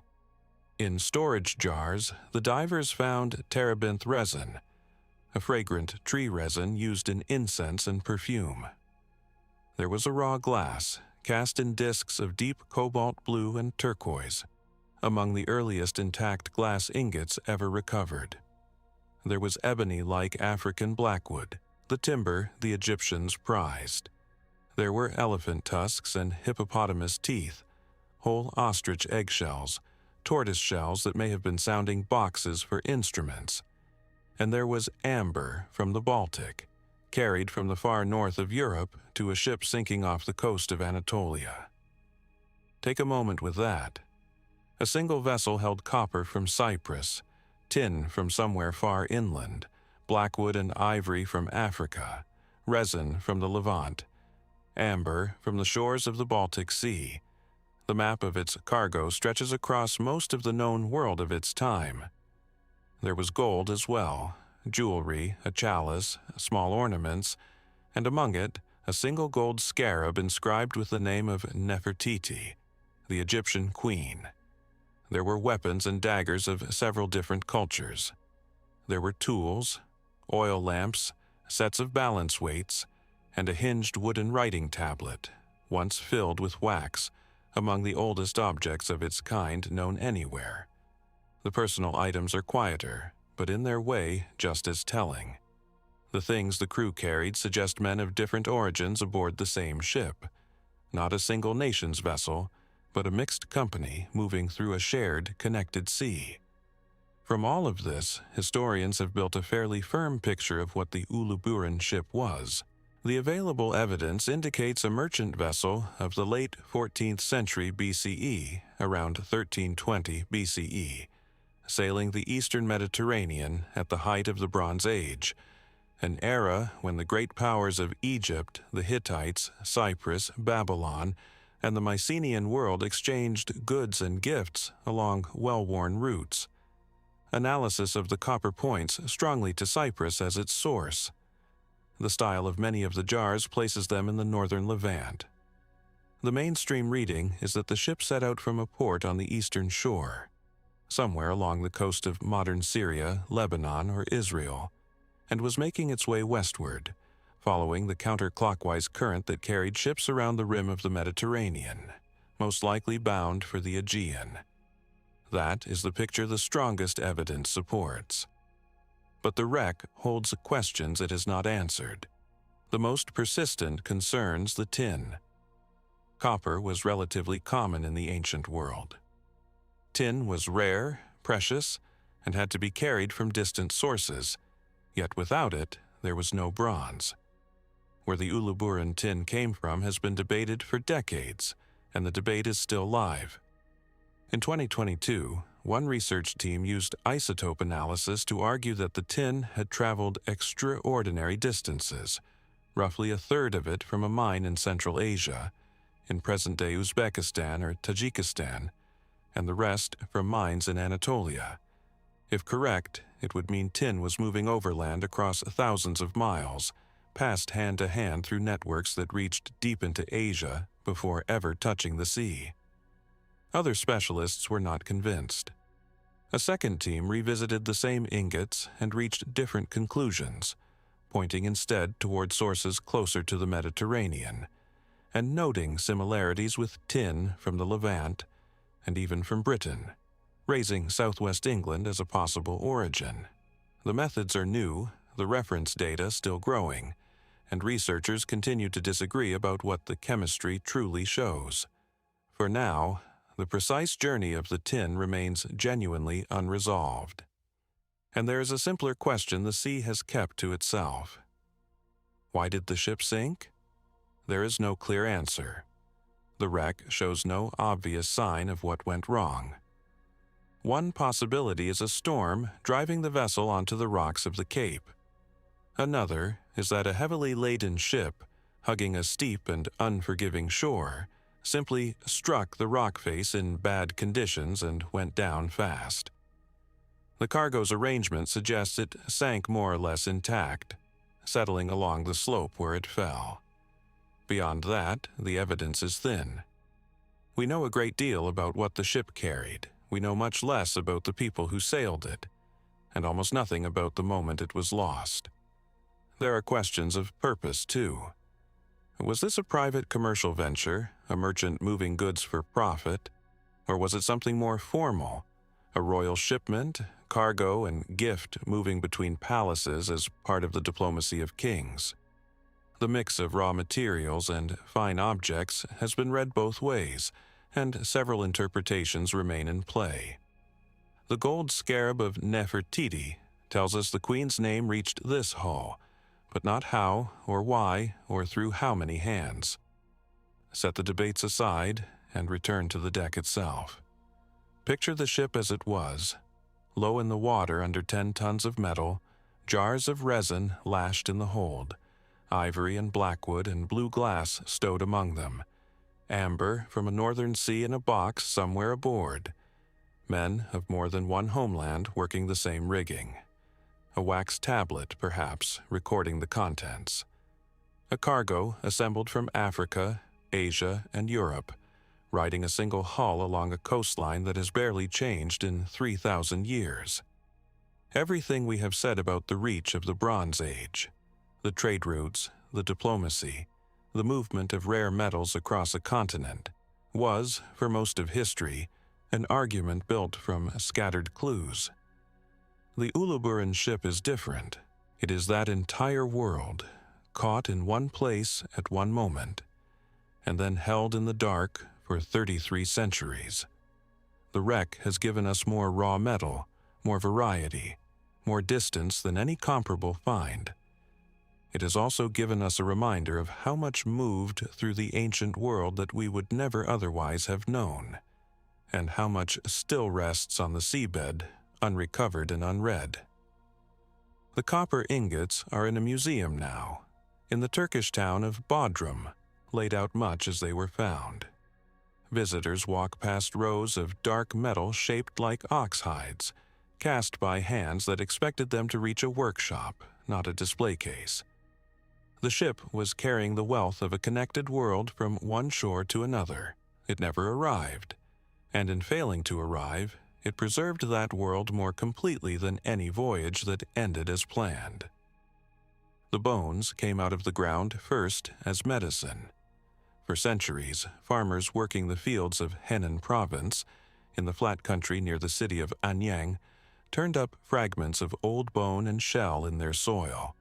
They carried them to apothecaries, who bought them as dragon bones, longu, a traditional remedy to be ground into powder and swallowed for fevers and wounds.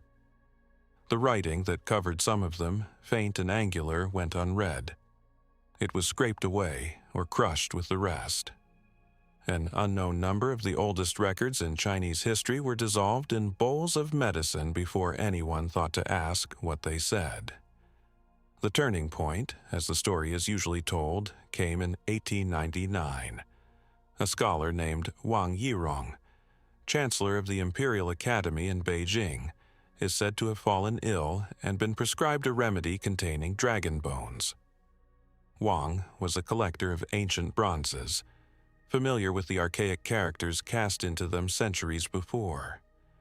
When he looked closely at the bones brought for his medicine, the markings on them seemed to echo that same old script. Whether the illness detail is exact, historians are less certain, but Wang's recognition is the moment the field begins. He understood that these were not natural markings. They were writing, and very old writing at that. What he had noticed would turn out to be the earliest substantial record of the Chinese language, and a direct doorway into a dynasty that some scholars had begun to doubt ever existed. To understand the bones, you have to picture the world that made them. Historians place their use mainly in the late Shang dynasty, roughly between 1250 and 1050 BCE, in the last centuries of a Bronze Age kingdom along the Yellow River. The Shang king stood at the center of that world, not only as a ruler, but as the essential link between the living and the dead. His ancestors, the Shang believed, remained present and powerful, able to shape harvests, weather, illness, and war. To govern well, a king needed to know their will. That is what the bones were for. The method was precise. A diviner would take the shoulder blade of an ox, or more often the flat underside of a turtle's shell, and prepare it, cleaning it, smoothing it, and drilling rows of small hollows into one side. Then heat was applied. A hot point pressed into the hollow until the bone cracked from the sudden stress. The crack spread across the surface in a branching line. That line was the answer. The diviner read its shape, and the king or his specialists interpreted what the ancestors had signaled. Often, the question was then carved directly onto the bone. Sometimes the outcome was added later, what was predicted, and whether it came true. Look at one under museum light, and you can still see the whole process fixed in the surface, the neat drilled pits on the back, the fine crack running through them, and beside it, columns of small, sharp characters cut into bone by someone who expected the gods to be listening. The questions themselves are what make the bones extraordinary. They are not grand or ceremonial. They are the daily concerns of a royal house. Will the harvest be good? Will it rain in the coming days? Should the king raise an army against a neighboring people, and will the campaign succeed? Is the sick tooth a sign of an ancestor's displeasure? Will the queen's childbirth be safe? Which ancestor should receive a sacrifice, and how many oxen? Will the next 10 days pass without misfortune? Through these small specific queries, an entire vanished society comes into focus. Its farming, its wars, its fears, its calendar, its gods. The systematic recovery of this world began in earnest in the late 1920s, when Chinese archaeologists started formal excavations near Anyang. What they uncovered was not just bones, but the buried remains of a city, Yinshu, the ruins of Yin, the last capital of the Shang. Palace foundations, workshops, royal tombs, and pits packed with inscribed bone emerged from the earth. Over the decades, the total number of pieces recovered has grown into the hundreds of thousands, and that discovery settled a much larger question. Before Yinshu, the Shang dynasty existed mainly in later Chinese histories, above all in the great records of the Grand Historian, written by Sima Qian 1,000 years after the Shang fell. It listed the Shang kings in order. Some modern scholars had come to treat that list as legend, a dynasty perhaps invented or heavily embroidered by later writers. The oracle bones named those same kings.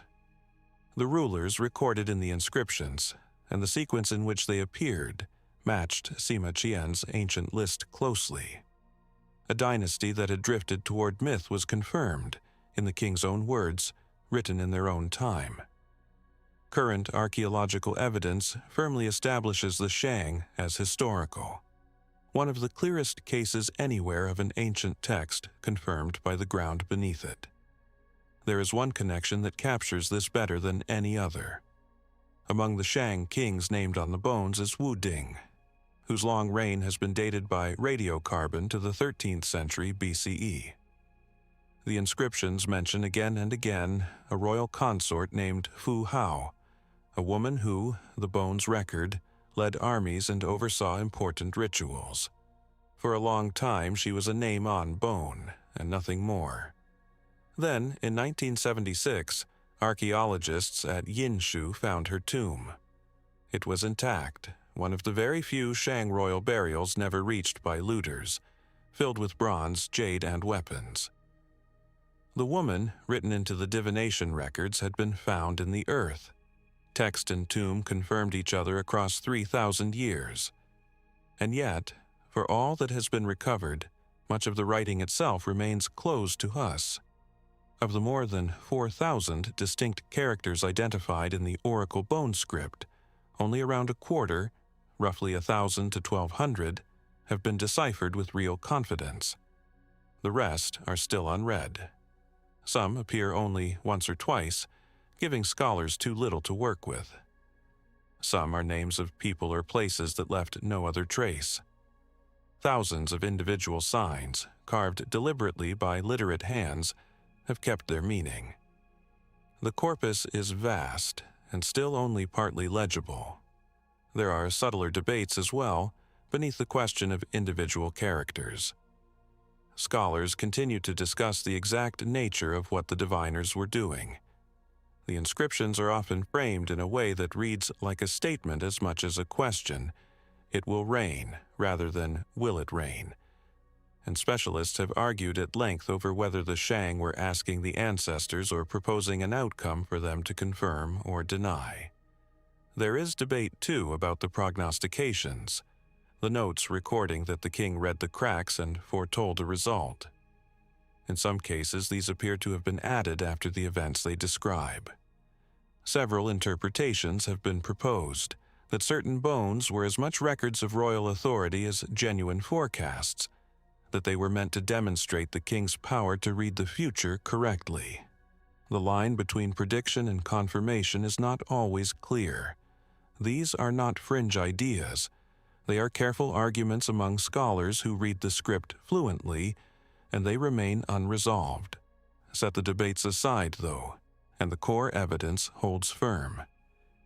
Here is a writing system, more than 3,000 years old, that we can read well enough to recover the name of a queen, the outcome of a battle, the anxieties of a king over a toothache and a harvest.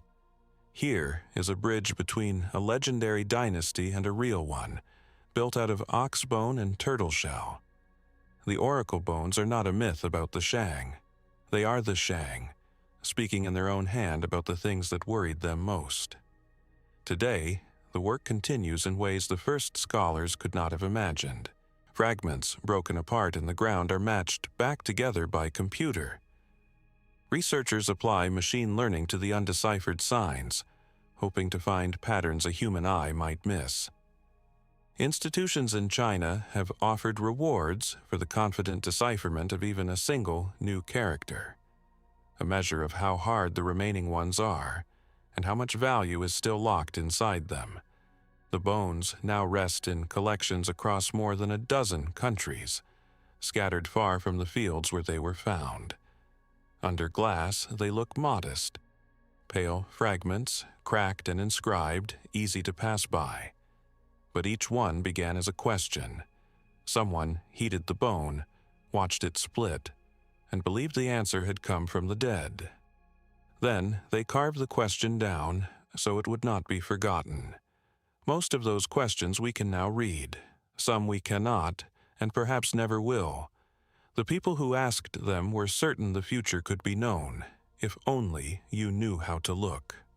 3,000 years later, we are still bent over the same bones, still trying to read what they left in the cracks, and still finding, in that ancient script, meanings that have not yet come to light.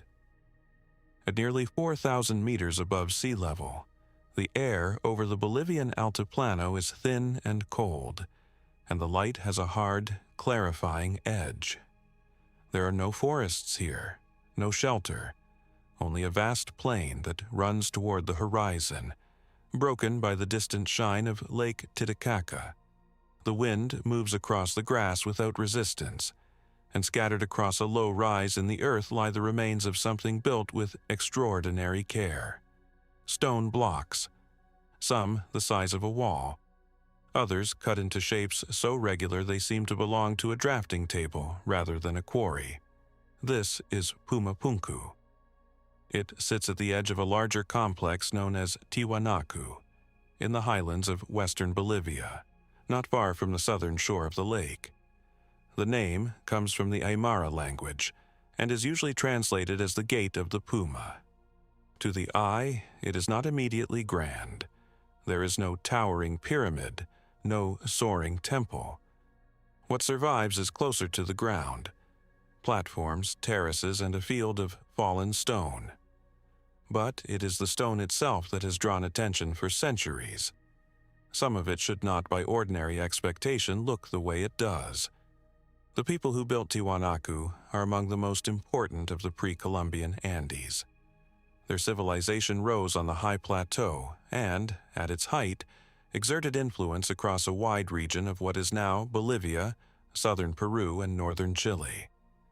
Archaeologists generally place its flourishing between roughly 500 and 1000 of the Common Era, with Pumapunku's construction beginning sometime in the 6th century. For a period, this was a center of religion, agriculture, and authority, a city sustained by raised field farming in one of the harshest environments humans have ever chosen to settle. They left no written language. No inscriptions explain what they built, or how, or why. What we know from the ground. And the ground here is unusual. Two kinds of stone dominate Pumapunku. The first is red sandstone, used for the largest elements, massive platform slabs, some weighing well over 100 tons. One of them has been estimated at around 130 tons. These were quarried and moved across a distance of several kilometers, over open, roadless terrain, to a site with no timber and no draft animals suited to the task. The second stone is andesite, a hard volcanic rock. And it is the andesite that has made Pumapunku famous. These blocks are small enough to lift, but they are worked with a precision that catches the eye immediately. Flat faces meet at clean right angles. Interior channels run straight and true. Certain blocks share an almost identical form, a repeating shape often described as an H, with recesses and projections that appear designed to interlock. Lay them side by side, and they seem to belong to a system, a pattern, a kit of parts meant to fit together in a specific way. For a moment, it is worth simply looking. The lines, the corners, the surfaces that still hold their edge after more than 1,000 years of frost and wind. The mainstream interpretation is grounded, and, in its way, deeply impressive. Most archaeologists understand Pumapunku as a ceremonial and religious complex, a monumental temple platform built by a sophisticated society at the peak of its power. The standardized blocks, in this view, reflect an advanced approach to construction. Modular components, likely shaped with the aid of templates, produced to a consistent design so that they could be assembled and reassembled with speed and accuracy. The tools were stone. Harder stones used to shape softer ones, combined with abrasives.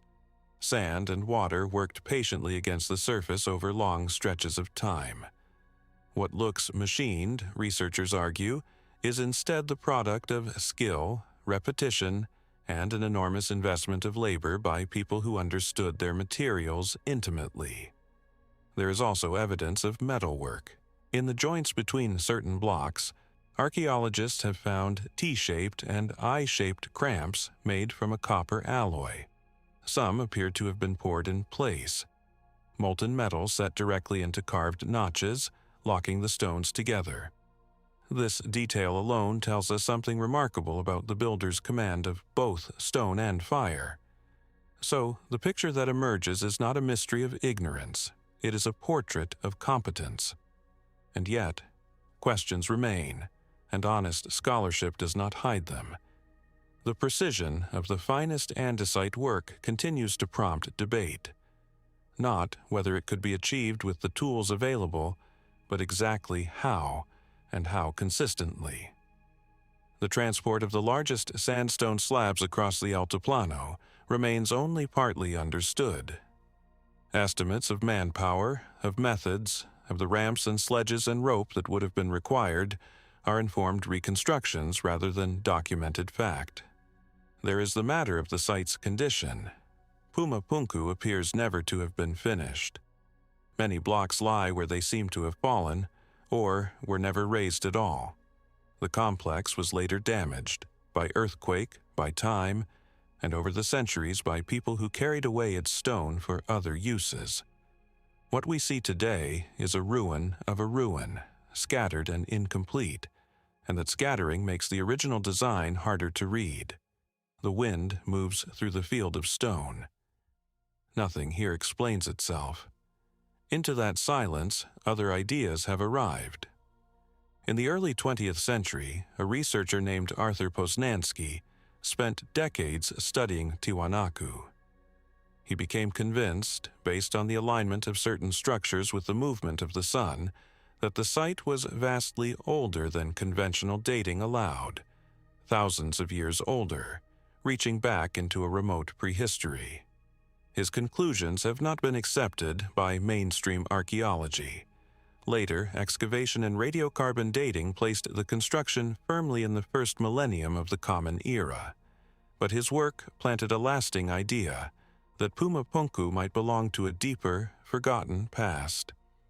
Others have gone further still.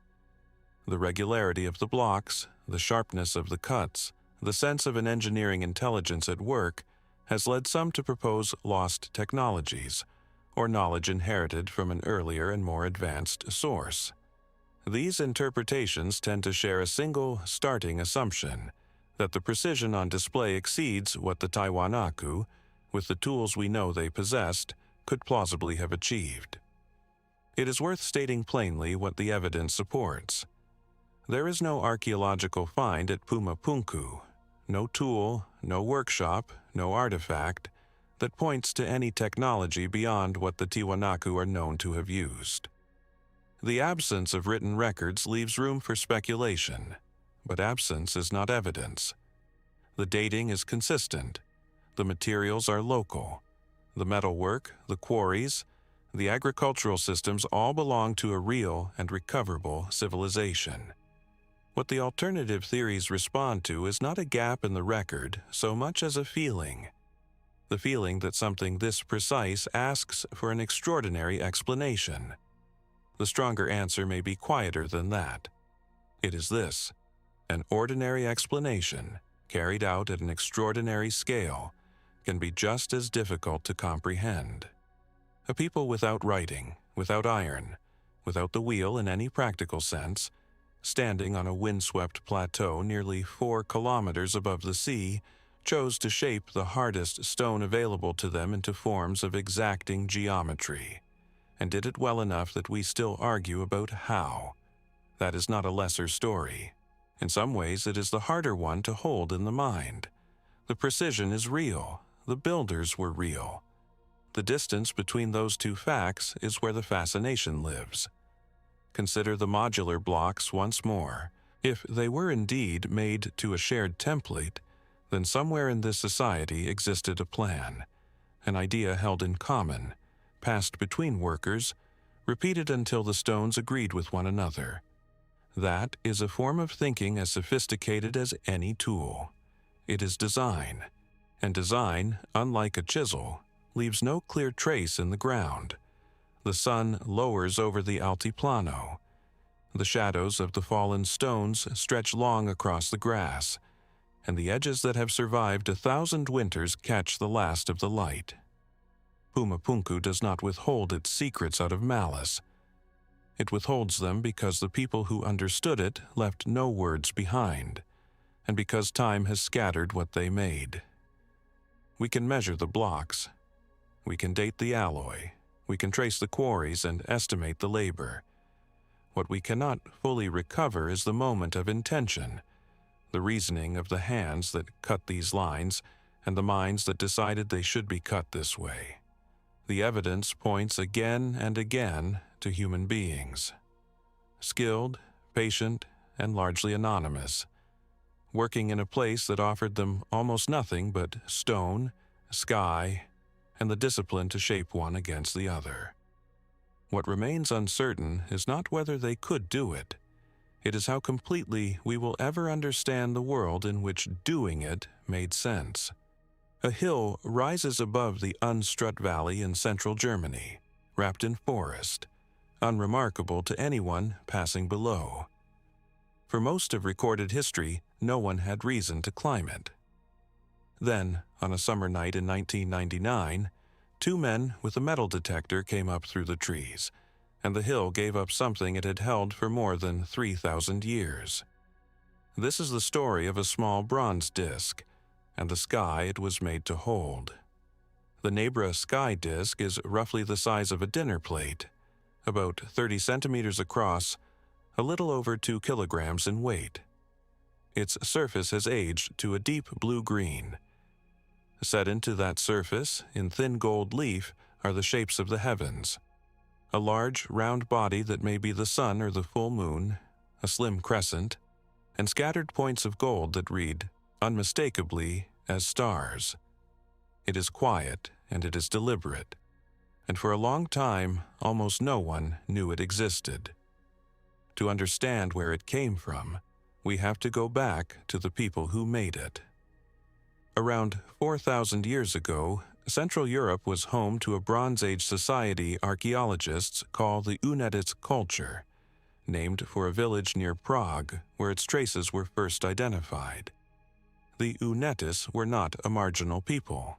They built wide trade networks that reached across the continent, worked metal with real skill, and left behind rich burials and fortified settlements from Poland to Germany. They had no writing that we know of.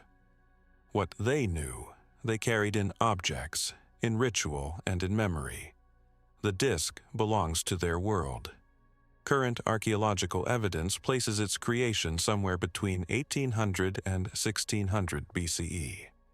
If that dating holds, and we will come to why some have questioned it, the Nebra sky disk is the oldest known concrete image of the cosmos found anywhere on Earth.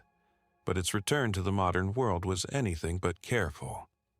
In July 1999, 2 treasure hunters climbed the Middleburg Hill and dug the disk out of the ground, along with a small hoard of bronze weapons and tools, axes, chisels, sword blades, 2 spiral arm rings. In the process, they damaged the disk, chipping its edge. What they had found belonged, by law, to the state of Saxony-Anhalt. Instead, it entered the black market, passing quietly between dealers and collectors for the next 3 years. It was recovered in 2002 in a hotel in Basel, Switzerland, during a police sting arranged by archaeologists posing as buyers. Only then could the work of understanding it begin. And here, the disc presented an immediate problem. An object taken illegally from the ground, torn from its resting place by looters, arrives without context. Archaeology depends on knowing where a thing was found, what lay beside it, how deep, in what soil. All of that had been disturbed. The scientists, now holding one of the most remarkable objects of European prehistory, had to reconstruct its origins almost from scratch. They began with the metal itself. Analysis of the copper pointed to a specific source, an early Bronze Age mine in the Austrian Alps, a deposit whose particular chemical signature matched the disc closely. The gold, traced through its trace elements, appears to have come from far to the west, from Cornwall in Britain. In a single object, then, materials from the Alps and from the Atlantic coast had been brought together on a hilltop in Germany. Whoever made this disc was connected to a world far larger than the valley below. The find spot told its own story. When archaeologists returned to the Mittelberg and excavated it properly, they found evidence that the hill had been an enclosure of some importance, a place set apart, aligned in ways that suggested watching the sky was part of its purpose. Then there is the arrangement of the gold. Look closely, and the disc reveals that it was not made all at once. The stars and the two round bodies came first. Later, two curved strips of gold were added along the left and right edges, horizon arcs. One of them has since been lost, leaving a bare patch on the bronze. Measured out, each arc spans about 82 degrees, and that number is not random. At the latitude of the Mittelberg, 82 degrees is very close to the angle along the horizon, between where the sun rises and sets at midsummer and midwinter. The arcs, in other words, appear to mark the turning points of the year. If that reading is correct, the disc is more than a picture. It is an instrument for keeping time by the sky. The interpretation goes further still. Among the scattered stars sits a tight cluster of 7, widely identified as the Pleiades, one of the most recognizable star groups visible to the naked eye. In the Bronze Age, the appearance and disappearance of the Pleiades marked key moments in the farming year. Some researchers have proposed that the relationship between that cluster and the crescent moon on the disk encodes a rule for reconciling the lunar and solar calendars, a way of knowing when to add an extra month to keep the two in step. It is an elegant idea, and it fits the object well. It is also, we should be careful to say, an interpretation. The disc carries no instructions. For a time, the picture seemed settled, a Bronze Age masterpiece, a portable map of the heavens, made by a people more astronomically aware than we had assumed. Then, in 2020, that consensus was challenged. Researchers from universities in Frankfurt and Munich revisited the circumstances of the find. Because the disc had been looted, they argued, no one could be certain it had truly been buried alongside the bronze weapons used to date it. Metal cannot be dated directly the way wood or bone can. Strip away that association, they suggested, and the disc might belong not to the Bronze Age at all, but to the Iron Age, a full 1,000 years younger than believed. It was a serious claim, and it struck at the heart of the object's significance. The response was equally serious. The scientists who had studied the disc most closely defended the original dating on several independent grounds: the chemistry of the copper, matched to a mine that had been exhausted and abandoned in the Bronze Age, the corrosion of the metal, the technical character of the gold work, and the consistency of the disc with its supposed find site. More recent research has added another layer, examining how the disc was forged. Heated and hammered in stages, worked warm, in a manner consistent with early Bronze Age metallurgy. Each strand pointed back to the same period. For now, The mainstream view holds that the disk is genuinely of the Bronze Age. But the 2020 challenge did something useful. It reminded everyone how much rests on a chain of evidence that looters had already broken. Set the debate aside for a moment and simply look at the object. There is a face in it, in the way we find faces in the sky.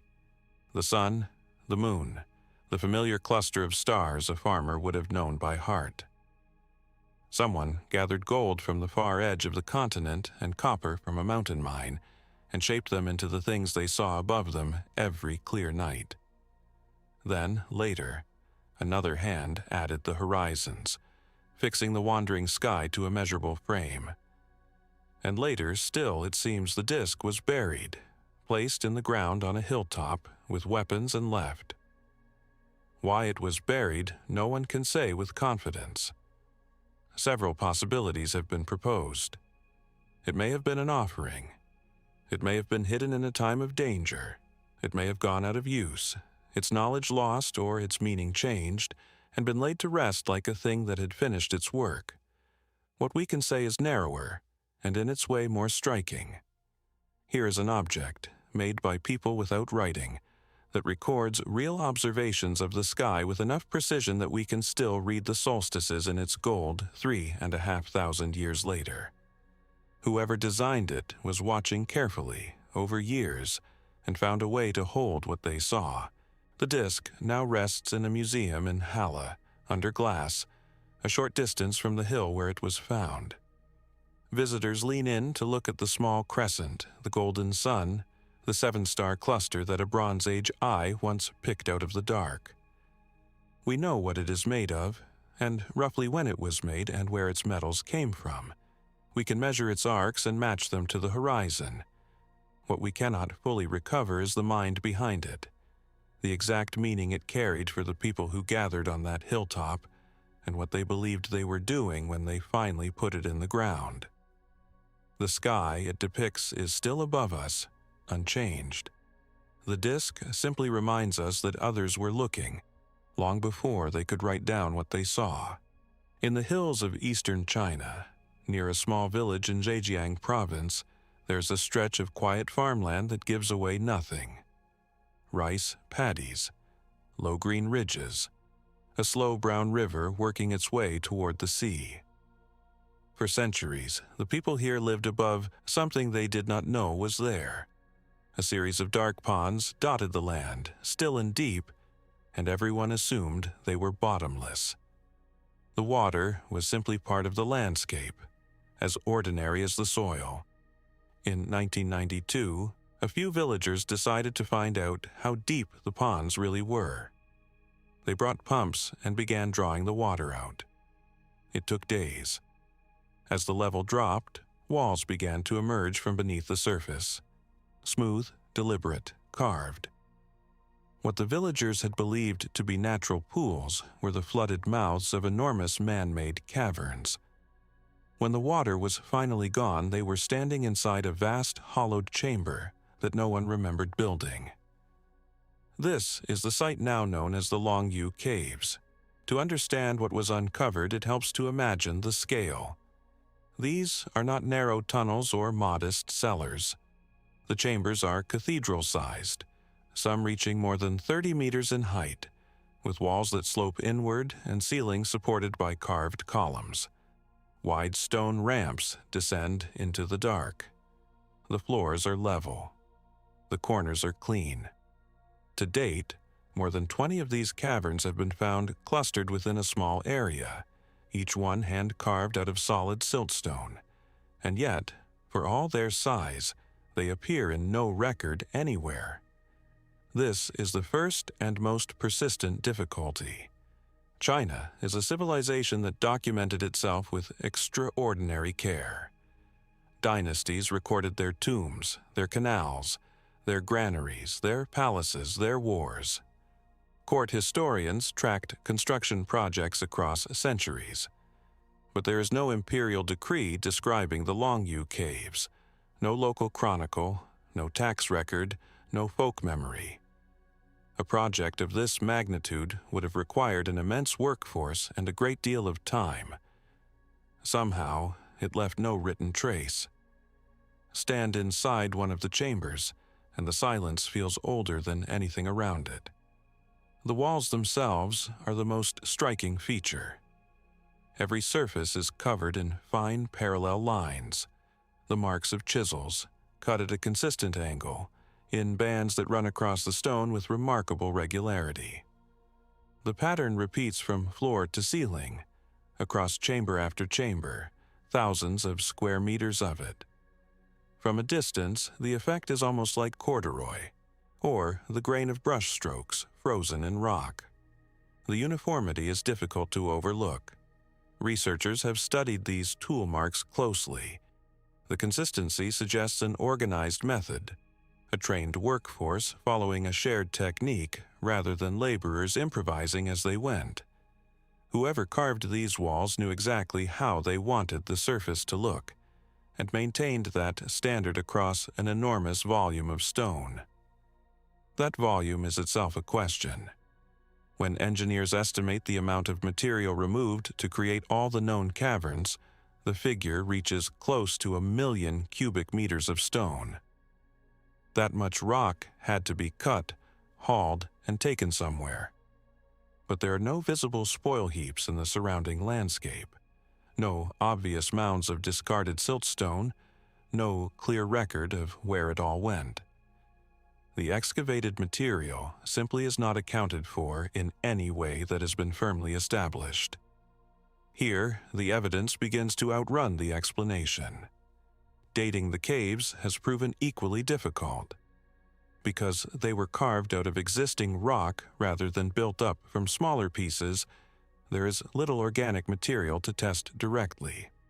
Estimates rely on indirect clues, the style of the tool marks, references in nearby local writings, and the geology of the sediment that accumulated inside.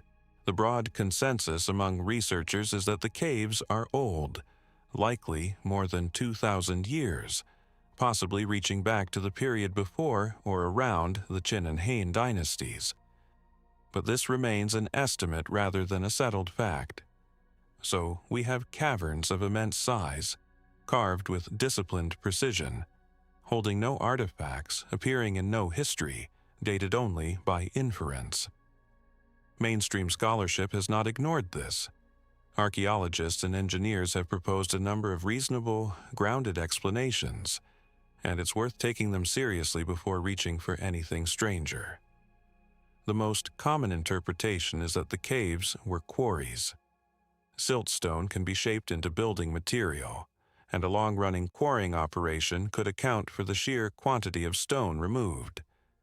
Under this view, the caverns are not monuments at all, but the negative space left behind by centuries of extraction, the shape of an industry rather than a design. Another possibility is that they served as storage.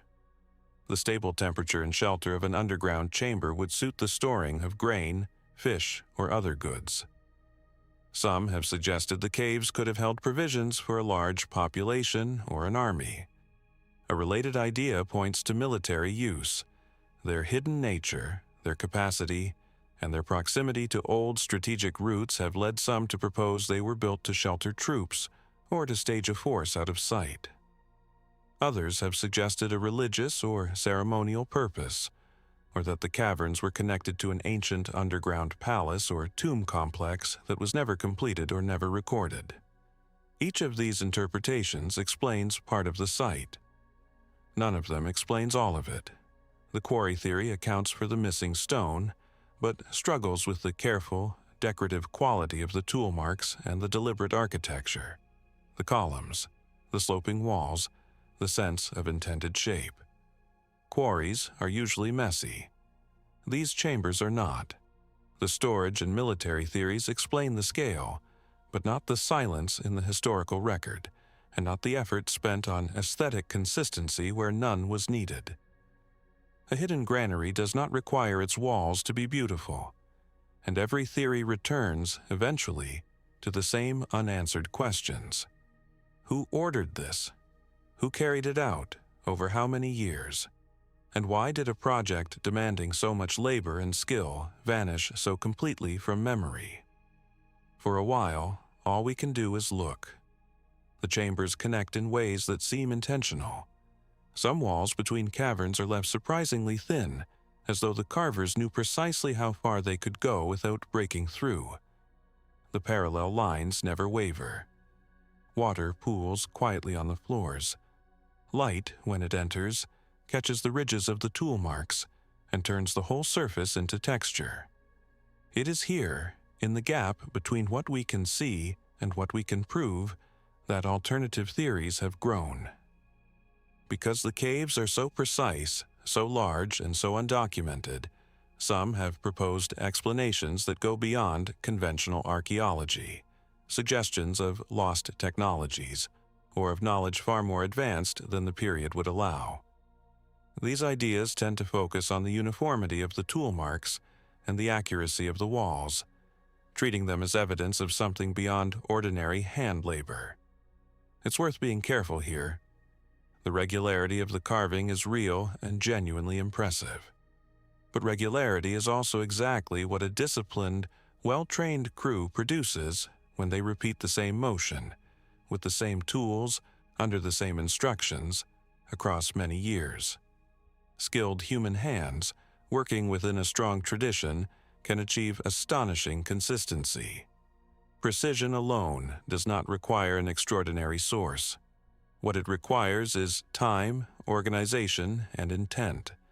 Three things this site clearly had. The deeper mystery is not how the walls were carved. It is why the entire undertaking left no story behind. That absence is the true anomaly. Ancient China buried its dead with inscriptions. It marked its great works with pride. Even failed projects tended to survive in complaint, in poetry, in bureaucratic memory. For something this large to leave nothing, no name, no date, no purpose, suggests either that the records were lost, or that the work was deliberately kept quiet, or that it belonged to a period earlier and more obscure than we currently assume. Each of those explanations opens a further set of questions. The strongest evidence remains what can be touched. The walls are real. The tool marks are real. The scale is measurable. The missing stone is a genuine puzzle. The silence in the historical record is documented by its very emptiness. These are the facts around which every theory must be built, and they neither confirm the ordinary explanations nor demand the extraordinary ones.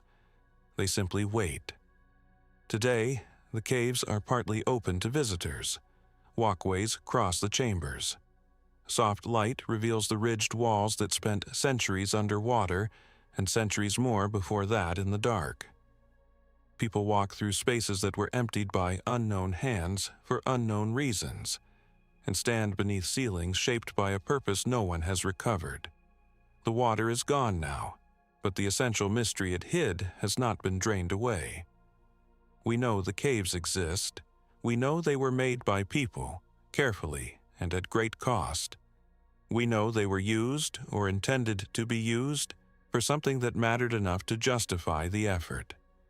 And we know that whoever they were, and whatever they wanted, they left the work finished and the story unwritten. Somewhere beneath the quiet hills of Zhejiang, the walls still hold their thousands of parallel lines. Patient, deliberate, and silent. The evidence is all around us. The answer, for now, remains inside the stone. Off the southern coast of Turkey, where the Taurus Mountains fall steeply into the sea, the water turns a deep and uninviting blue. This is a hard coastline. The cliffs give way to no gentle shallows. The seabed drops fast, and the currents move without warning. Near a rocky point called Uluburun, close to the town of Kaş, the depth reaches beyond 40 meters within a short swim of the shore. For thousands of years, fishermen and sponge divers passed over this place without a reason to stop. Then, in 1982, a young sponge diver named Mehmed Shakir noticed something on the bottom that he could not explain. He described them later as metal biscuits with ears, flat slabs of copper, each cast with 4 handles at the corners. He had found the oldest shipwreck ever fully excavated. The objects he saw were oxade ingots, so named for their shape, which resembles the stretched hide of an ox. Archaeologists recognized the form at once. It belonged to the Late Bronze Age, more than 3,000 years ago, a world of pharaohs and Hittite kings, of palaces at Mycenae and cities along the coast of Canaan.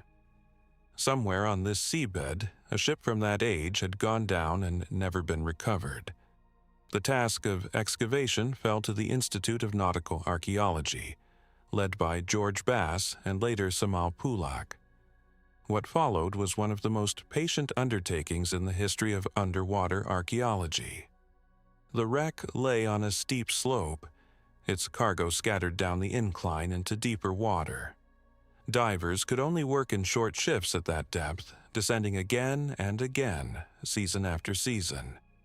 Over roughly 11 years, they made more than 20,000 dives. They mapped every object where it lay before lifting it. And slowly, piece by piece, the contents of a single Bronze Age vessel came back into the light. What they raised was not merely a ship, it was a portrait of an entire world. The largest part of the cargo was metal. The ship carried around 10 tons of copper in the form of those oxide ingots, hundreds of them, likely mined and cast on the island of Cyprus. Alongside the copper lay about a ton of tin. Copper and tin, combined in the right proportion, make bronze. Here, resting together on one hull, were the raw ingredients of the age itself, in quantities large enough to arm and equip a small kingdom. But it was the rest of the cargo that made the discovery extraordinary. Consider what else came up from the seabed.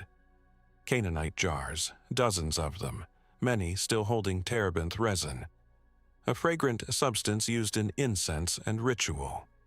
Glass ingots in deep cobalt blue, some of the earliest intact raw glass ever found. Logs of ebony from Africa, the dark wood the Egyptians called by a name of their own. Elephant tusks, hippopotamus teeth, tortoise shells, ostrich eggshells prepared to be made into vessels, and smaller things, more personal things. There was Baltic amber, carried somehow from the shores of northern Europe to the eastern Mediterranean. There were beads of faience and stone. There was gold and silver jewelry and scrap gold cut for melting. There were weapons and tools reflecting several different cultures, Mycenaean, Canaanite, and others, as though their owners had come from many places. There were Cypriot oil lamps and Mycenaean pottery, and cylinder seals from Mesopotamia. Among the Egyptian objects was a single gold scarab bearing the name of Nefertiti. Take a moment with that. On a ship at the bottom of the sea, mixed among copper and resin and ivory, lay an object inscribed with the name of one of Egypt's most famous queens, a small golden clue that helped anchor the wreck firmly within the 14th century before our era. When researchers assembled the full inventory, the pattern was unmistakable. The raw materials and finished goods aboard this one vessel had originated in at least 7 distinct cultures, and by some counts the influences reached toward a dozen distant lands: Cyprus, Egypt, Canaan, Mycenaean Greece, Nubia and sub-Saharan Africa, the Baltic, Mesopotamia, and beyond. A single hull had gathered the produce of half the known world. This is the heart of what makes the Uluburun wreck so important. Historians had long suspected that the Late Bronze Age was deeply interconnected, that kingdoms traded, exchanged gifts, and depended on one another for materials they could not produce themselves. Written records hinted at it. Letters between rulers spoke of copper and gold and precious goods sent across the sea. The Uluburun ship turned that suspicion into something you could hold in your hands. The mainstream interpretation among archaeologists is that this was a merchant vessel engaged in long-distance trade, most likely following a counterclockwise route around the eastern Mediterranean, a circuit that carried goods from the Levantine coast past Cyprus toward the Aegean. The mixture of cargo fits a world in which palaces and elites exchanged high-value materials, sometimes through commerce, sometimes as royal gifts between courts. The sheer quantity of copper and tin suggests the shipment was not casual. It may have been a royal consignment, or a cargo assembled for a powerful buyer. The Canaanite character of much of the equipment has led many scholars to suggest the ship set out from somewhere along the coast of what is now Syria or Lebanon. That is the careful, evidence-based reading. And yet even now, the ship keeps its most basic secrets. Because for all that was recovered, some questions have no firm answer. We do not know who owned the ship. We do not know the nationality of the crew, or even how many people were aboard. A few personal items hint at individuals of different origins, perhaps merchants, perhaps envoys, perhaps passengers traveling with the cargo, but they remain shadows. The ship carried the goods of a dozen lands, yet it left behind no clear record of the hands that steered it. We do not know its exact destination. The likeliest interpretations point west and north toward the Aegean, but the evidence allows for more than one reading. A cargo this varied could have been bound for a single great buyer, or intended to be traded in stages along the way, unloaded and exchanged port by port. And we do not know, with certainty, why it sank. The wreck lies in dangerous water beneath a steep, rocky shore. The simplest explanation is a storm, or a navigational error that drove the ship onto the rocks in poor conditions. But that is inference drawn from the setting, not a fact established from the remains. The sea took the vessel quickly enough that its cargo settled together on the slope, and it kept the rest of the story to itself. Set the questions aside for a moment and simply look at what survived. Raw glass the color of deep evening. Copper stacked as it was stacked by workers who have been dust for 3,000 years. Amber that crossed a continent. A queen's name in gold resting in the silt. Each object is ordinary in isolation. A material, a trade good, a tool. Together, on one hull, they become something else entirely. Because the Uluburan wreck is so rich and so unusual, it has invited interpretations that go beyond simple commerce. Some researchers have proposed that the ship was not a merchant vessel at all, but a diplomatic mission. A cargo of royal gifts sent from one king to another, of the kind described in the diplomatic letters of the period. The presence of so many high-value and exotic items, rather than bulk trade goods alone, has been used to support this view. Others have suggested a blend, that the line between trade and gift-giving in this world was never sharp, and that the ship may have carried both a commercial cargo and a set of prestige objects meant for an elite recipient. Still, others have focused on the mix of cultural items aboard, debating whether they indicate a multinational crew, a single merchant dealing across many markets, or the movement of specialists and their belongings from court to court. These interpretations are not fringe ideas. They are reasonable readings of incomplete evidence, and scholars continue to weigh them against one another. What none of them can do is close the case. The ship supports several stories at once and refuses to confirm just one. Return, then, to the strongest evidence, the cargo itself. That evidence tells us something firm and remarkable, independent of any theory. It tells us that in the 14th century before our era, the peoples of the Mediterranean and its neighbors were bound together in a web of exchange far wider and more sophisticated than a simple picture of isolated kingdoms would suggest.